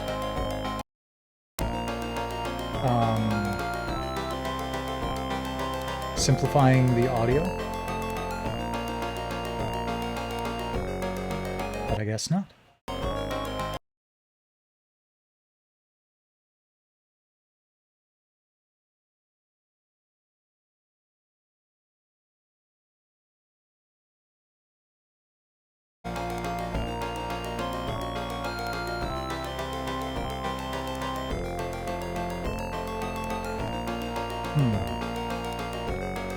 This is only giving me mono, it's not giving me stereo. That's weird.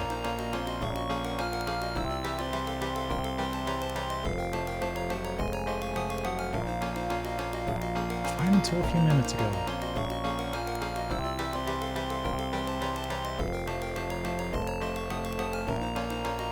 Okay.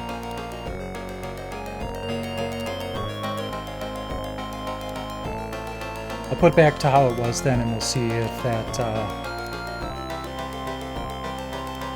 if it was just you that was out of sync. Because that would be useful to know too.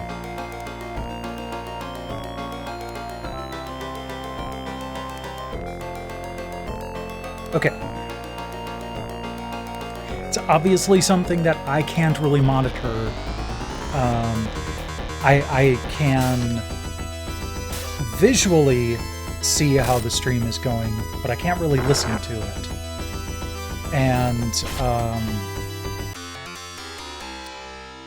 oddly enough, the little waveform thing is a helpful visual clue to let me know if I accidentally muted myself.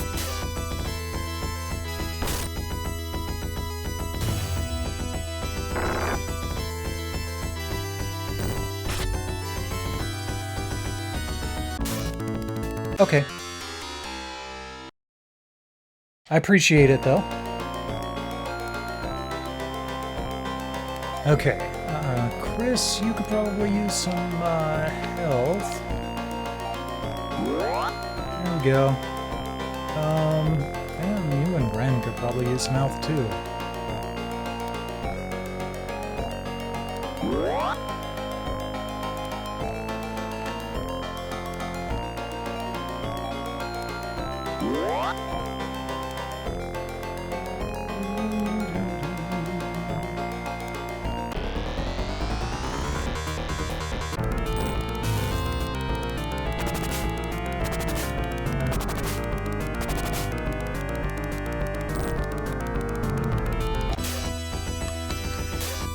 Okay.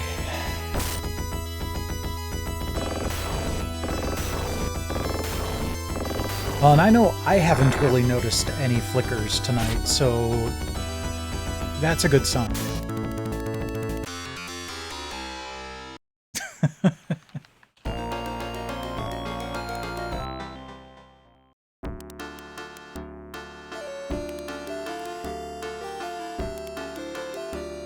Okay, now this looks like that room. Okay. Yep, good. I mean, it's not really like these rooms are terribly difficult to deal with. Okay. Really? I had a 6-foot walk and I ran into something? Yeah. So, in a way, that's a good thing because that means that my equipment is fine. You know, the cameras, the capture device. But it also solidifies the fact that there's something wrong with my usual streaming laptop.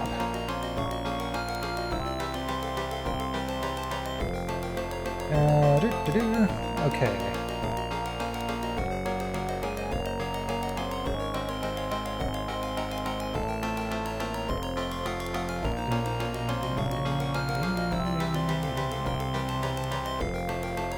I do not need to go all the way across the damn map for an antidote.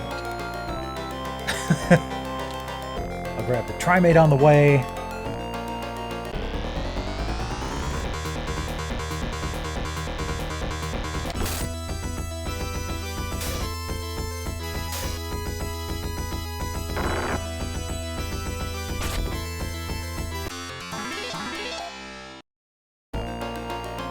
Yay, levels.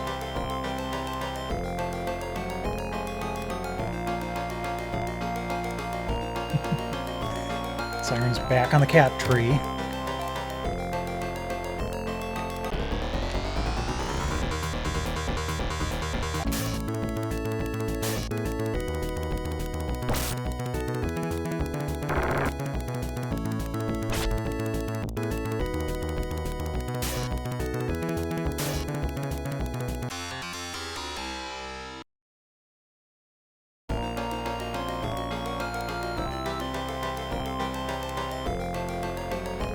Okay. Up the stairs. Down the stairs. Okay, now things get a little more complicated. There are 3 stairways that I can get to.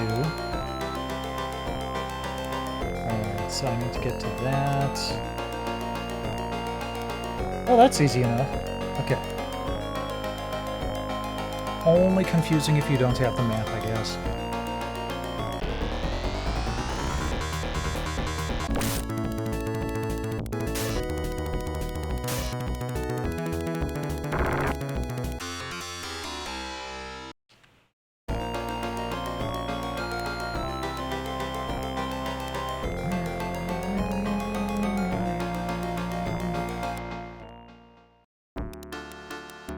Go over here, around the corner,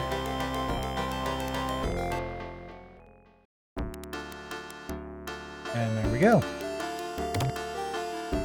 Laya pendant. Okay.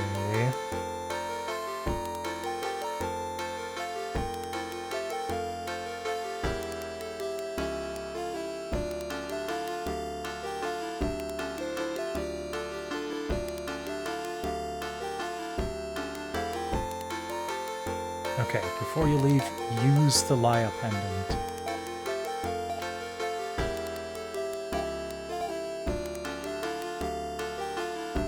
A voice rings out for all of you to hear. Sister, it is time for you to know the truth. Though Orakio and I have fought for many years, we finally realize that we have been deceived. An evil force from times beyond legend is using us to satisfy its desire for pain and suffering. We are joining forces to fight this ancient evil. In case we never return, I leave you the pendant. You will hear this when you are ready. Goodbye. Beep! Okay.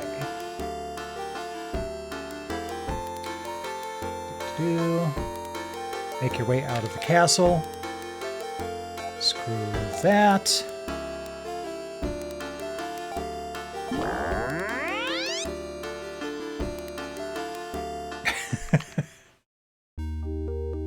Now let's go buy a new escape pipe.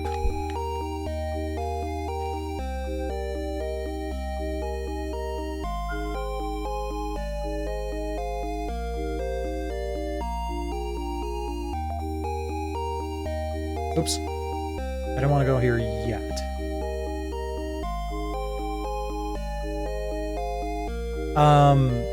Well, I saw it about Wendy's.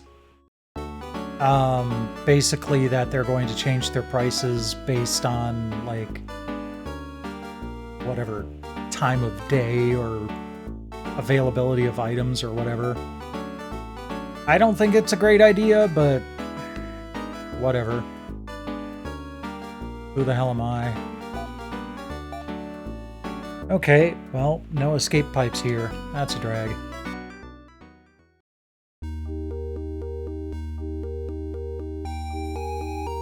Let's just go rest.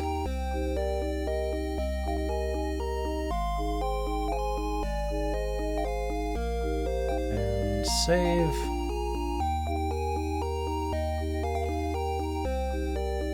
And save. Okay. How busy they are? Okay. Which sucks, because that basically means that during lunch and dinner, they're going to be more pricey. But, yeah.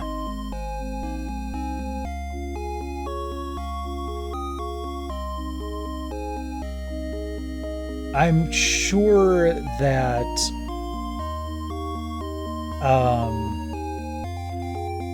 other fast food places are probably going to pay attention to it and see if it actually works. And if it doesn't, then no one else is going to do it.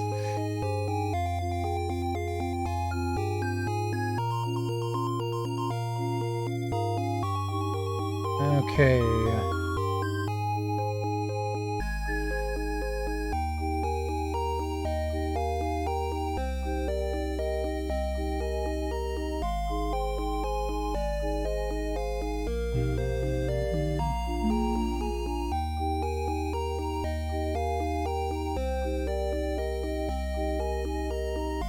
So that ends up being how I work too, for the most part. I rarely get deals at Culver's, but I'm gonna eat at Culver's anyway. Conversely, I will also eat at Pizza Hut, McDonald's, and Taco John's, whether I have discounts or not, but I almost always have discounts for those three places. So, I get what I want to eat.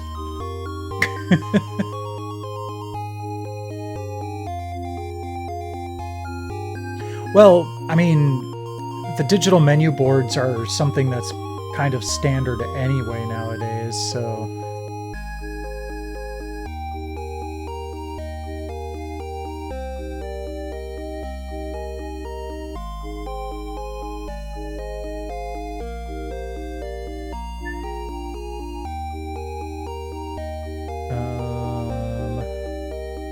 Okay, so I need to go to somewhere called Elysium.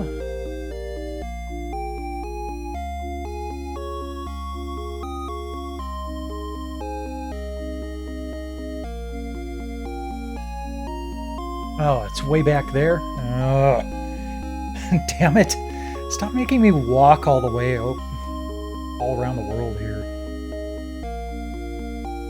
Yeah, the McDonald's app, what I like doing is I'll get like 10-piece chicken nugget, and then they almost always have a deal of any size fries for $1.29. So I'll get the nuggets and a large fry for like under $7. And then I just have something to drink here, because McDonald's is a short walk from where I live. So I'll just pick up the food and walk back here and eat here.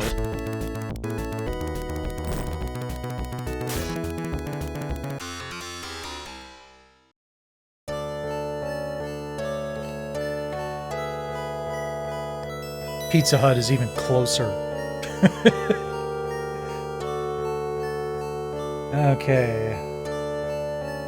I gotta go all the way around this way.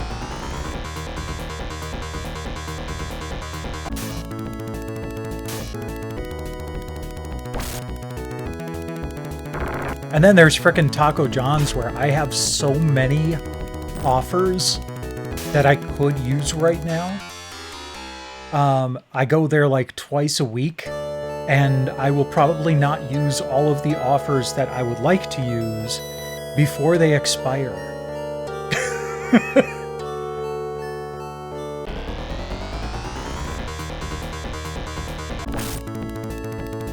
Tonight was a good one, though. They have this thing where, like, they have monthly challenges, and this month was, just spend $10 or more at some point. 3 times over the course of the month, and you complete the challenge. And the reward for completing the challenge was $5 off of a purchase of $10 or more. and the meal I usually get is just under $10 if I get small, and just over $10 if I get medium. So it's pretty easy to tailor it that way.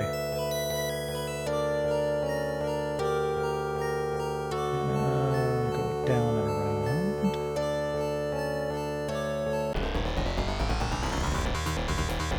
Oh, they're much better than Taco Bell. I love the spices that they use for their taco meat. And then also they've got these things called potato olays that are basically like hash rounds, you know, little potato hash browns about that big, but with this wonderful Mexican seasoning to them. So good.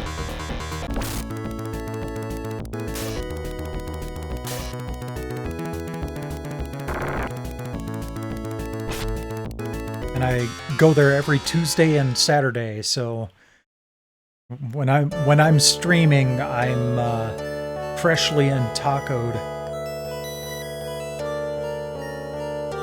The only problem is that the nearest Taco John's are all like 45 minutes away.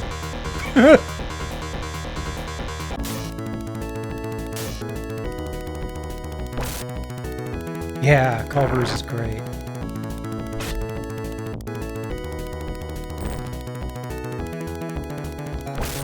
With them, I usually get a mushroom Swiss burger with cheese curds. But they've got really good fried shrimp, too. Their shrimp is really good. So I'll get that sometimes, too.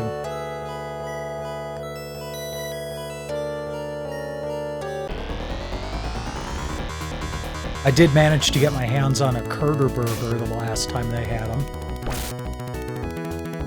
That was an interesting experience. It wasn't as...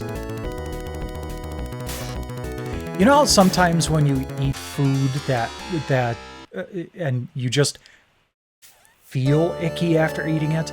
That's what I thought it was going to feel like, but it was actually pretty good.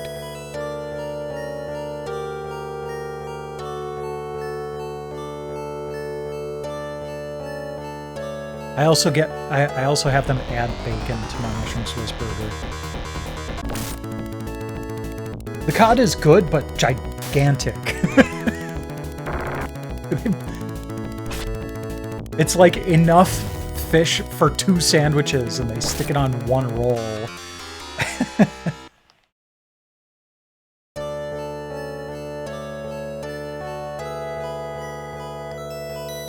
Okay, I'm going to take a look at something really quick, because I should be able to just teleport to where I need to go. But I should check to see if there's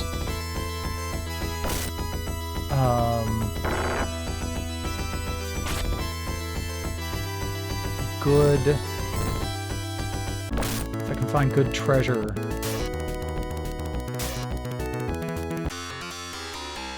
Huh.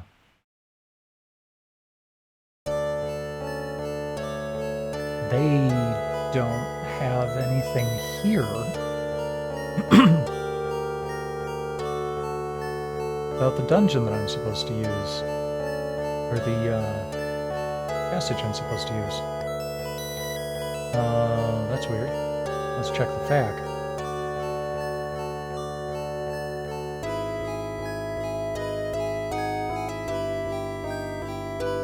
Okay, well, let's just use the teleport then. Yeah, their root beer is really good too.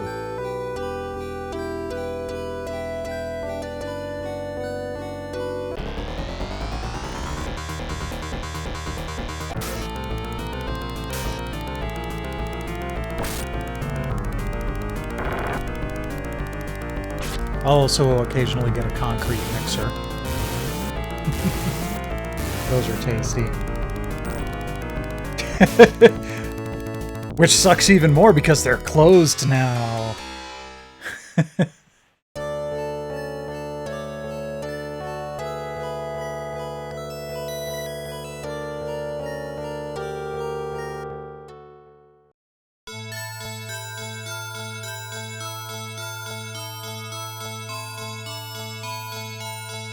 Laya's pendant glows and darkness envelops her.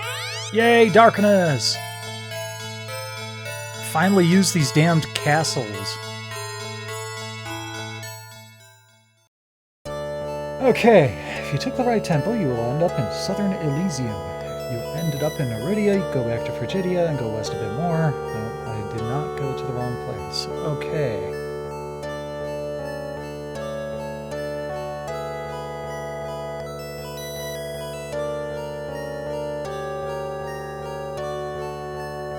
Ah, here we go.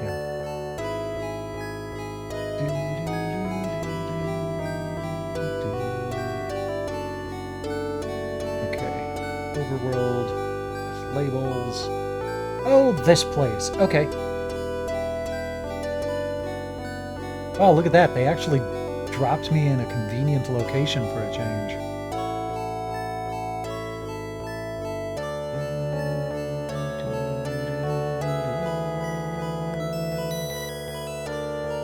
Okay, so we're gonna go to Aeron first.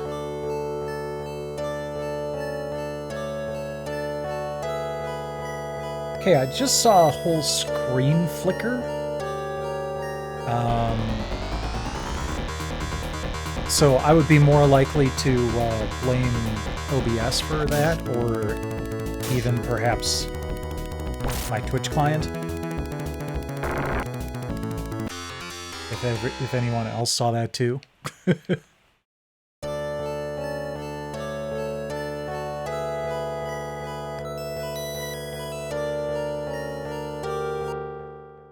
Is this it?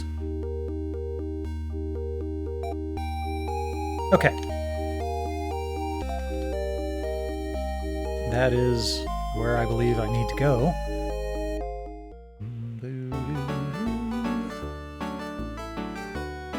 Can I buy an escape pipe here?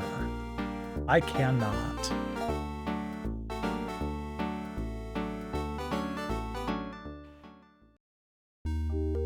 I would say that it was good to have once. It wasn't that it was terrible either. It was just kind of like if you were to take your cheese curds and put them on your burger instead of eating them on the side. Not much different from that. But I'd probably only have one of them over the course of the promotion. Not like the frickin' I don't have enough for the force bow. Not like the frickin' McRib, where I will go hog on that.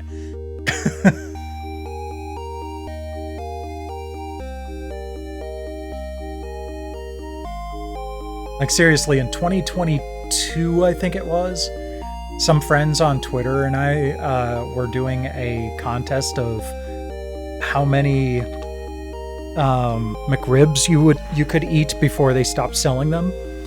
And I wasn't even eating them like every day. I was spacing them out a bit. But I got 20 by the time the promotion was done. And I handily won the contest. But they're really good.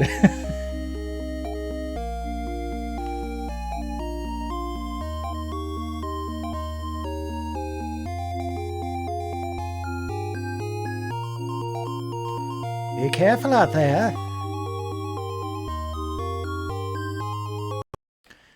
Alright, let's do another save state. Boom. Okay.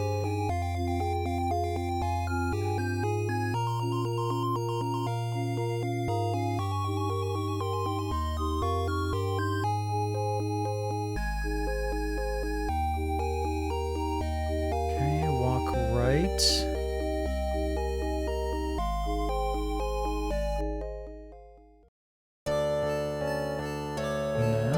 Seem correct. From the road at the lower end of town, walk right until you find the mysterious stairway into the hangar.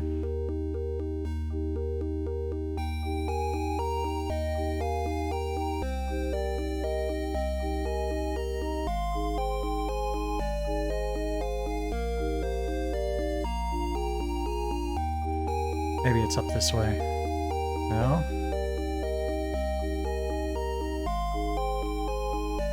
I mean, I went out to the right. That didn't work. Is it just this? No.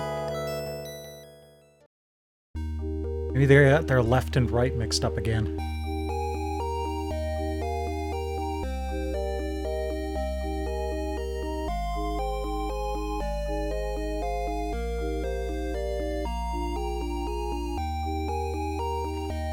Okay, there's no stairway there.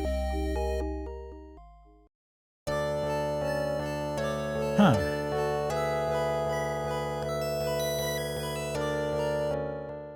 And what's this? I should probably check the map. Oh, it just gets me across the river. Okay.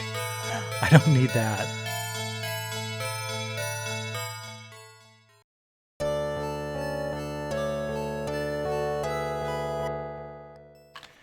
Okay. Aron Town, there we go.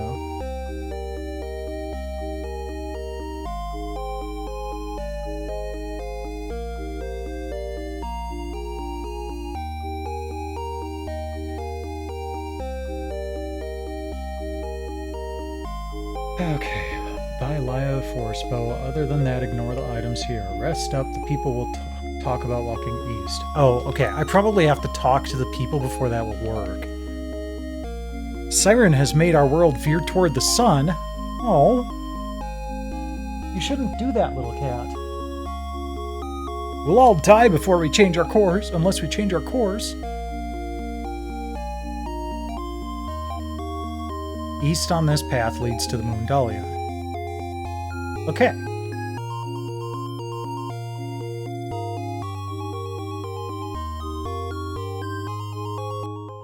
Oh, geez, really?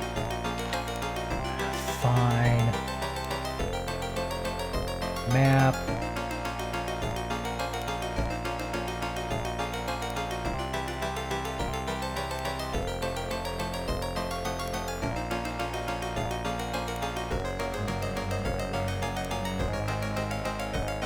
Oh, this isn't that complicated. And there's only a monument here.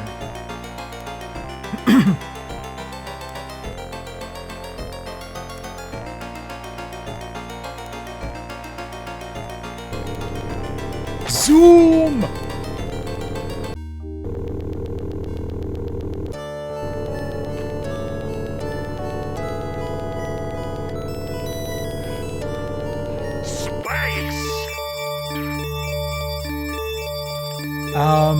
I go until about midnight your time. 11 o'clock Central.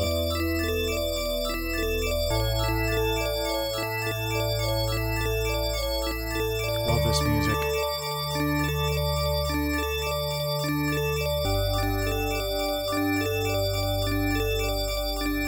Let's see here. Dahlia Moon.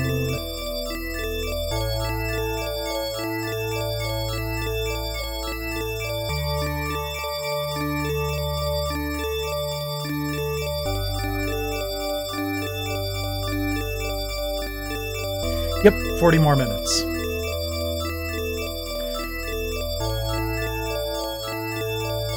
I'll be winding up the Phantasy Star a little bit early because Infamous redeemed a channel point reward where we fire up Wild Arms 3 and have a look at what Armengard has to say. There's a character in Wild Arms 3 that has something different to say for every day of the year. So we'll see what she has to say for February 27th. Be warned, strangers. Luna is very depressed.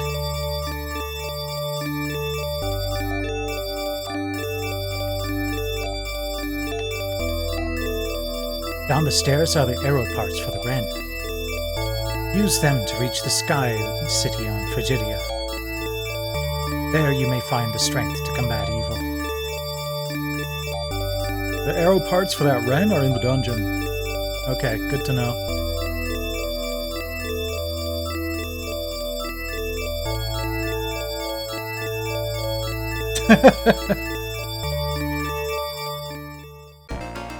But yeah, also Morgana, since I've left myself a note to check on Armengard on February 29th.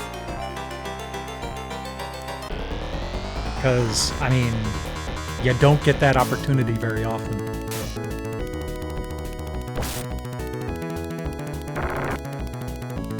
Okay. Dahlia Dungeon. Ooh, wow. Okay.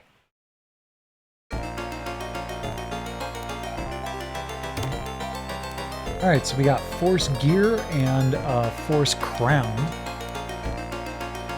So let's dispense those. Force Gear would be for Ren. And Force Crown would be for Laya.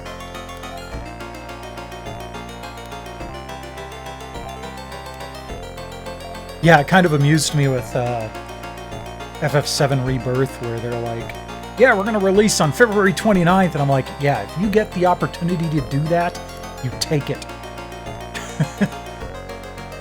Okay, Force Gear.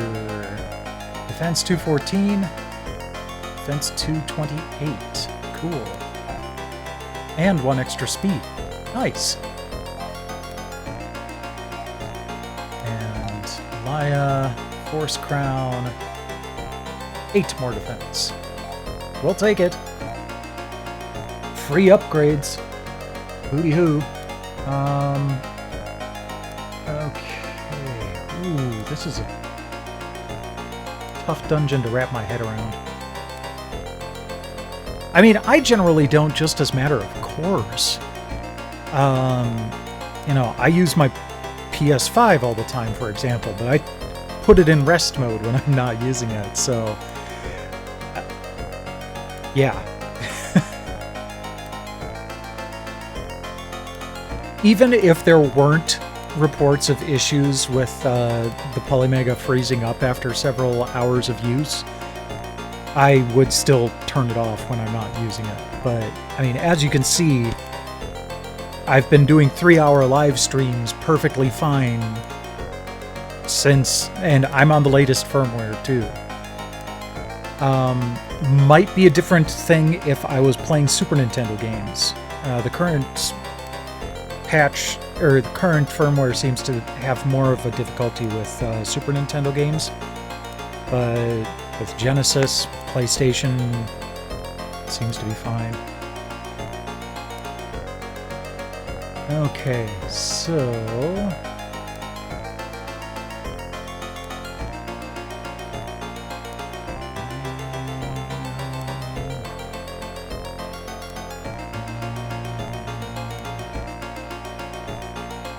okay, we're in the final part of the walkthrough.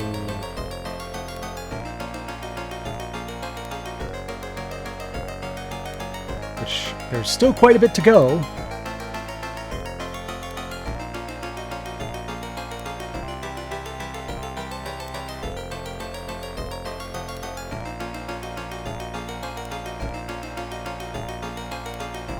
Yeah, same here. And even then, I only got that screeching halt once. Fortunately, it wasn't even when I was streaming. It was actually when I was playing Sim City on the Super Nintendo. But yeah, I've got the internet just turned off in general right now. It doesn't need to be on until there's a firmware update, at which point it will probably be fine to leave on.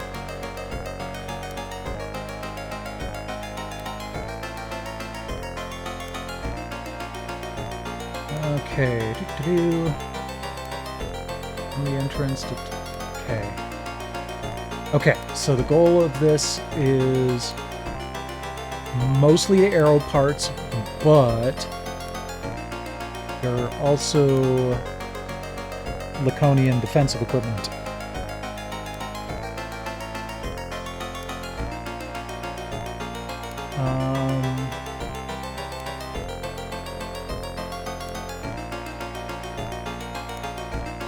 Okay.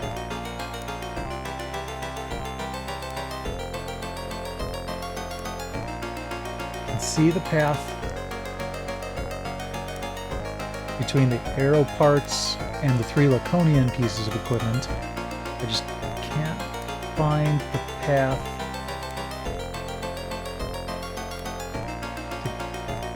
to get there.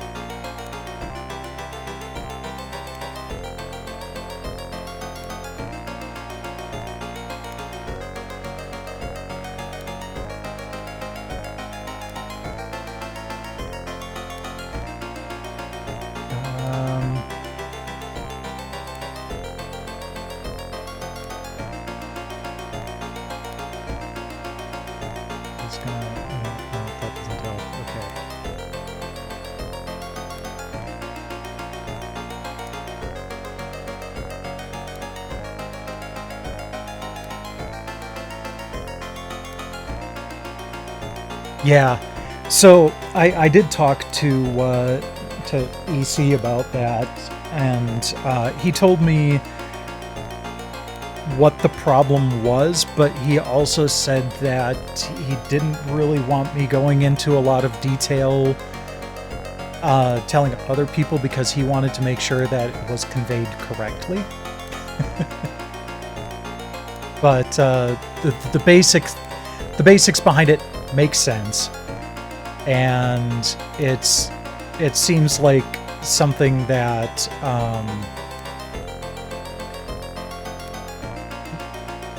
I can understand why the fix was quick, and most of the time since then has been spent testing.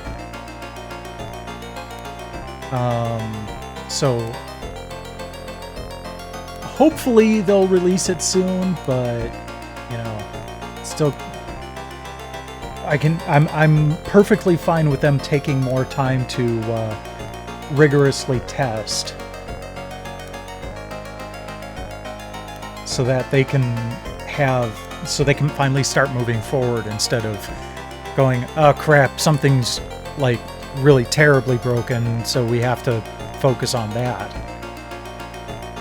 Because I want that shop and I want that app. Okay, so we can't get there by going south. Where are we? Okay, we're there.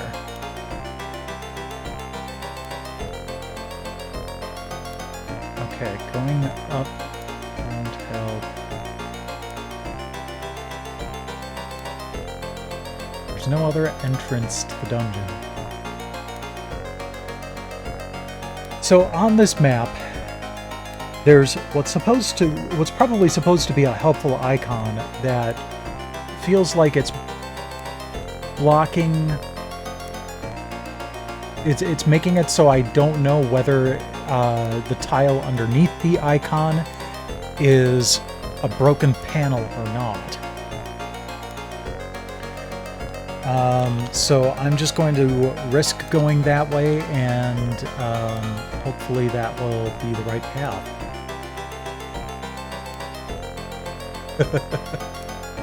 Uh-oh.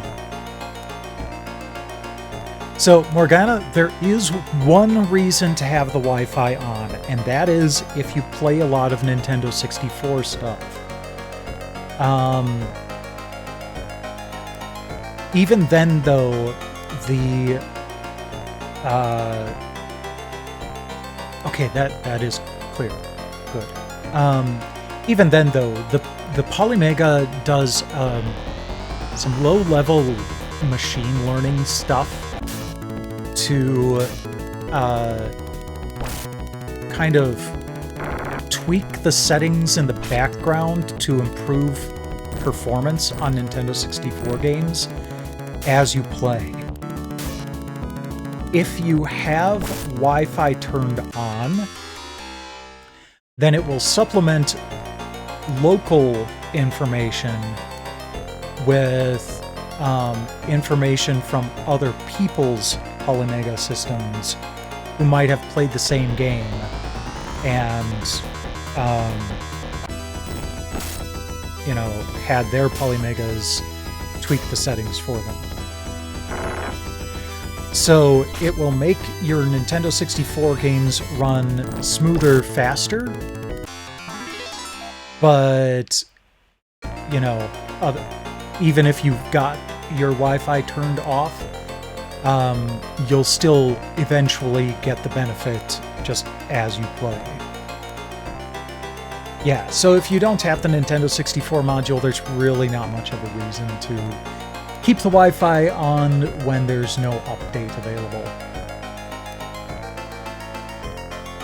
Okay, well, let's just keep going until we hit the Laconian gear. Yeah, I got the deluxe pack with all of the original modules when I pre-ordered. And then, you know, when the Nintendo 64 module was announced, I was right there. And, you know, same with the Atari module. The moment that thing goes on pre-order, I'll be right there.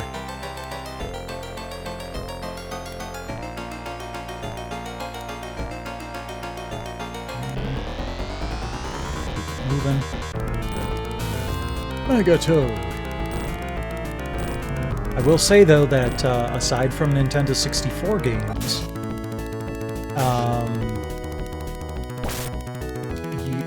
there will also be Game Boy and Game Boy Color support. And the only way to load those games onto the system is through the transfer pack and a Nintendo 64 controller. So even if you don't feel like you'd get a lot out of Nintendo 64 support, if you enjoy Game Boy and Game Boy Color games, you might still want to get the module. Alright, Laconian Gear. That should be an upgrade for Ren.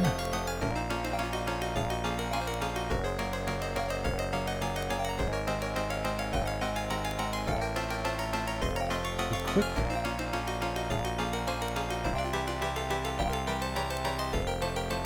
Oh, I forgot to see how much... well, I can just watch the stream. It went from 228 to 241. Okay, extra 13. That'll do. And then down here, after fight.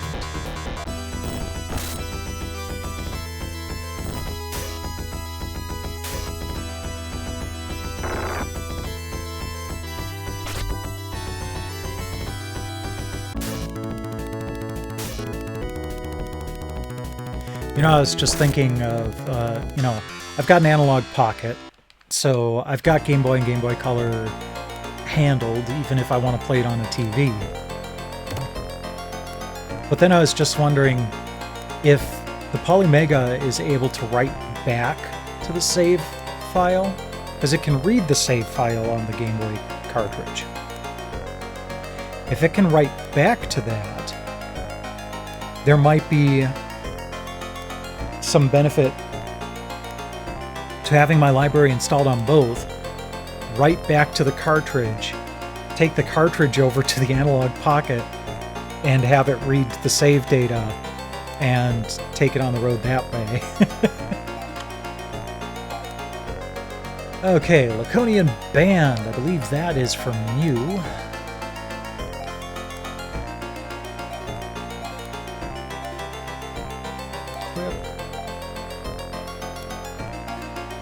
Nope. Who's the Laconian Band for?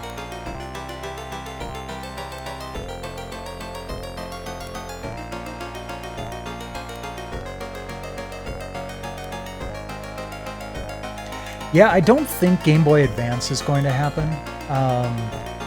In fact, the only reason Game Boy and Game Boy Color is happening is because EC wanted to see if he could do it. I'm not kidding. That is pretty much the only reason it's happening. He wanted to see if he could make it read, make the Polymega read a cartridge through the transfer pack. And then he's like, huh, I wonder how difficult it would be to write an emulator. Oh, this is pretty fun. Okay, great. We've got an emulator now. So it was just like... Yeah, I doubt that writing a Game Boy emulator would be as easy And you can't really do the import the same way through the transfer pack, so...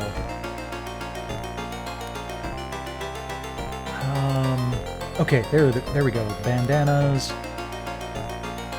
Laconian bandana is for someone I don't have in my party right now. Okay. But I do love the analog pocket for making my Game Boy Advance library easier to be at hand. Okay, now from here...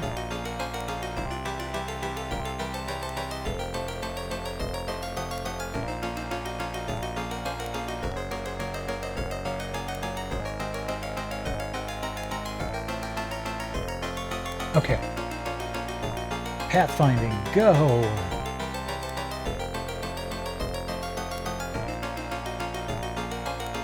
I think after this dungeon, I should probably wrap it up, because this dungeon is pretty damn circuitous.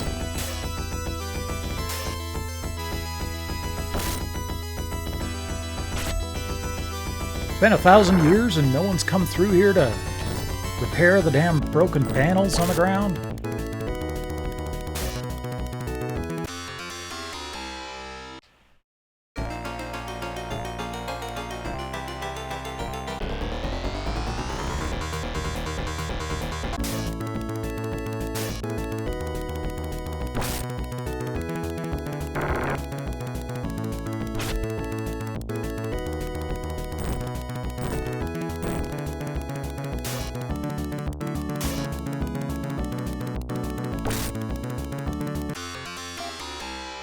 You know, I'm also kind of wondering if the rules for like using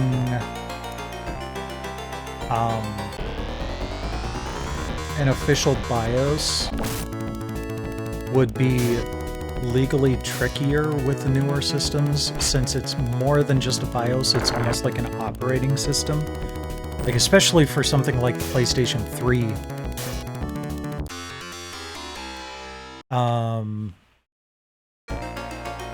Where it's an actual operating system. Probably the PS2 not quite so bad, because it's not much more of an operating system than the Sega Saturn is.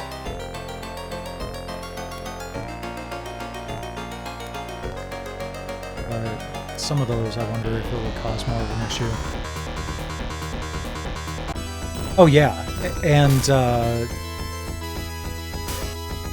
you know, with all the different filters they've got in place already,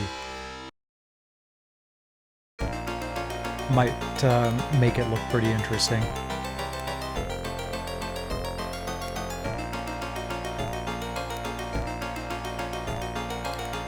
Okay, almost there, come on.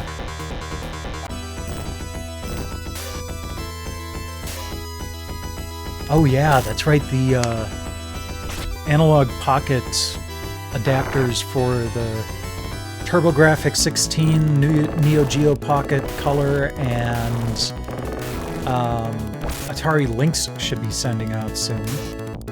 I got my address confirmation last week.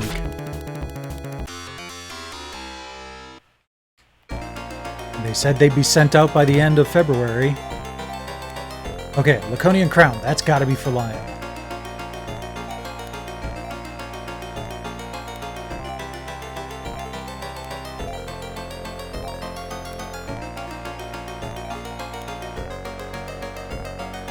Okay, she's currently wearing a Force Crown, Defense 200, 206. Woohoo! I have a feeling that the Lynx games are going to be painful to play on a 65-inch TV. But I'm still looking forward to that.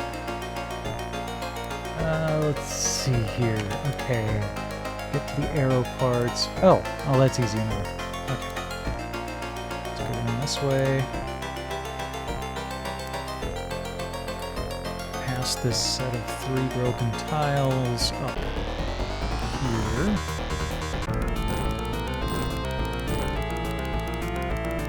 But I'm really looking forward to playing the Neo Geo Pocket Color stuff on Analog Pocket, because I do not like the Neo Geo Pocket Color nub.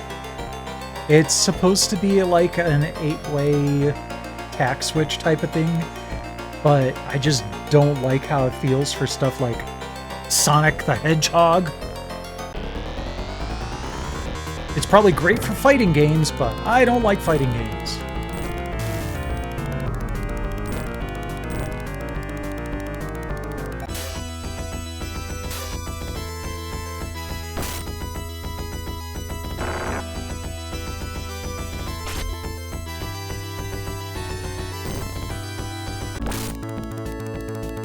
Mega Toad. Alright. I'm gonna have to make my way all the way back out of here. Yay, arrow parts. Yeah, I don't suppose you can use those arrow parts to fly our way out of here.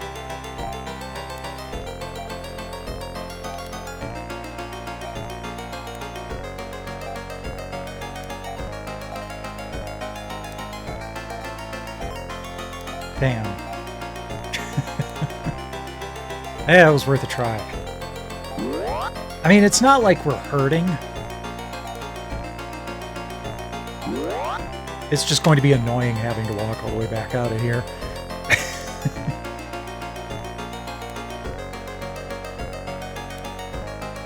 Because I don't think anyone else has...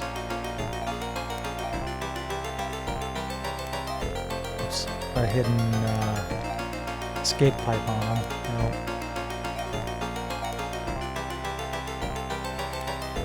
There was a spell that did the same action in Phantasy Star 2.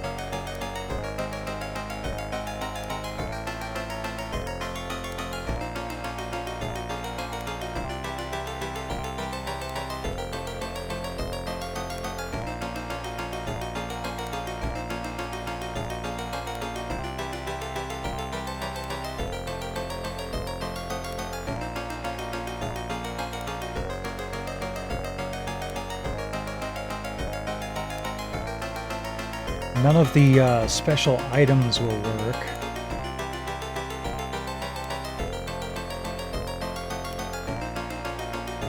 Damn. You know what? Screw this. I'm just going to save state right here. I'll get my way back out of this dungeon, because I basically have to go back the way I came. I will do that off stream. And we'll just go check on Armengard right now. So we got our save state. Good. Oops.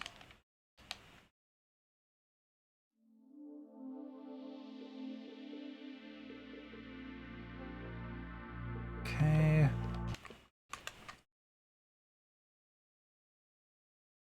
Let's change this to... Come on.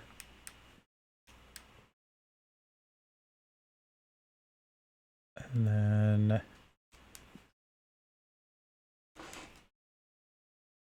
There we go.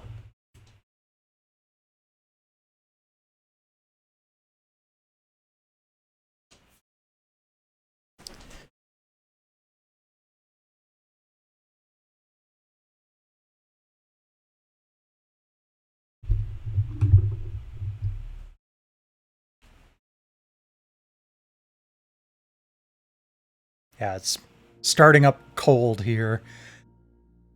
Like I said, the PS5 really mega does not like losing power when it's in rest mode or turned on. So I had it turned off when that storm was coming through earlier.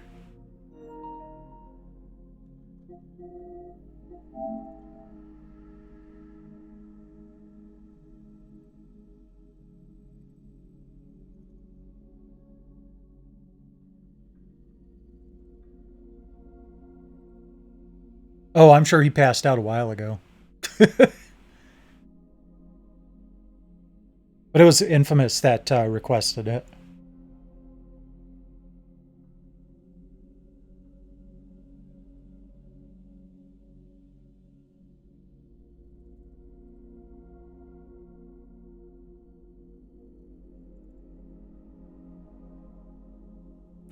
I have this installed on an external hard drive, so that's probably what's taking a while. Is it's just waking up. It's still you know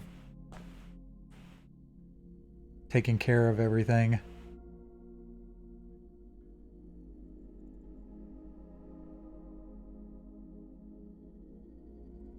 These are a mixed bag. Sometimes they're really interesting, and sometimes they're just kind of like, huh?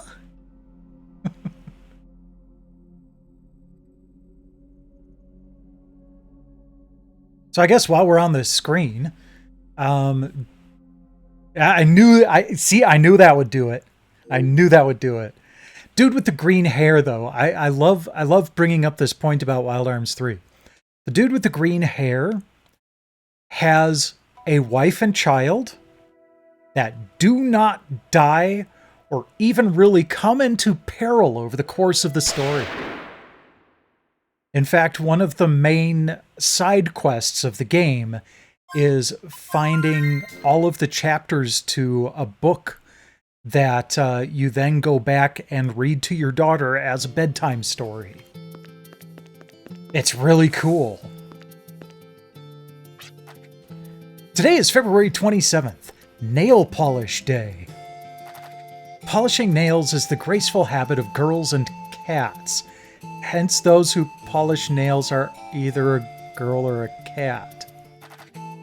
Count Begucci polishes his nails, but he isn't a girl. Therefore, we shall declare him a cat. Okay, that was a good one. That was definitely a good one.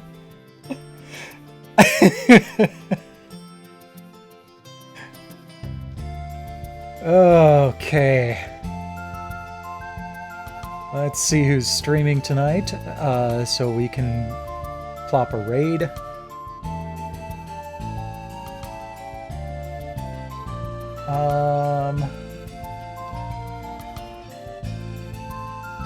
Okay. I have been raiding Fortifier every week for the past couple of weeks. If you want to go watch Legend of Dragoon, Fortifier's playing that. We are going to raid Vonnie G tonight. He is playing, whoops. He is playing Castlevania Circle of Your Mom. And that's not my joke. That's what he's actually titled his stream. So, let's go raid.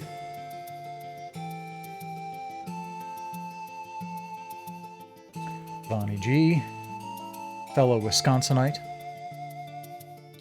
So, thanks to everybody for dropping by tonight. I always appreciate it. I will see you next Tuesday for our look at PlayStation Plus freebies.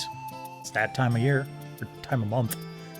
But in the meantime, rest well when you do, and enjoy Vonnie G.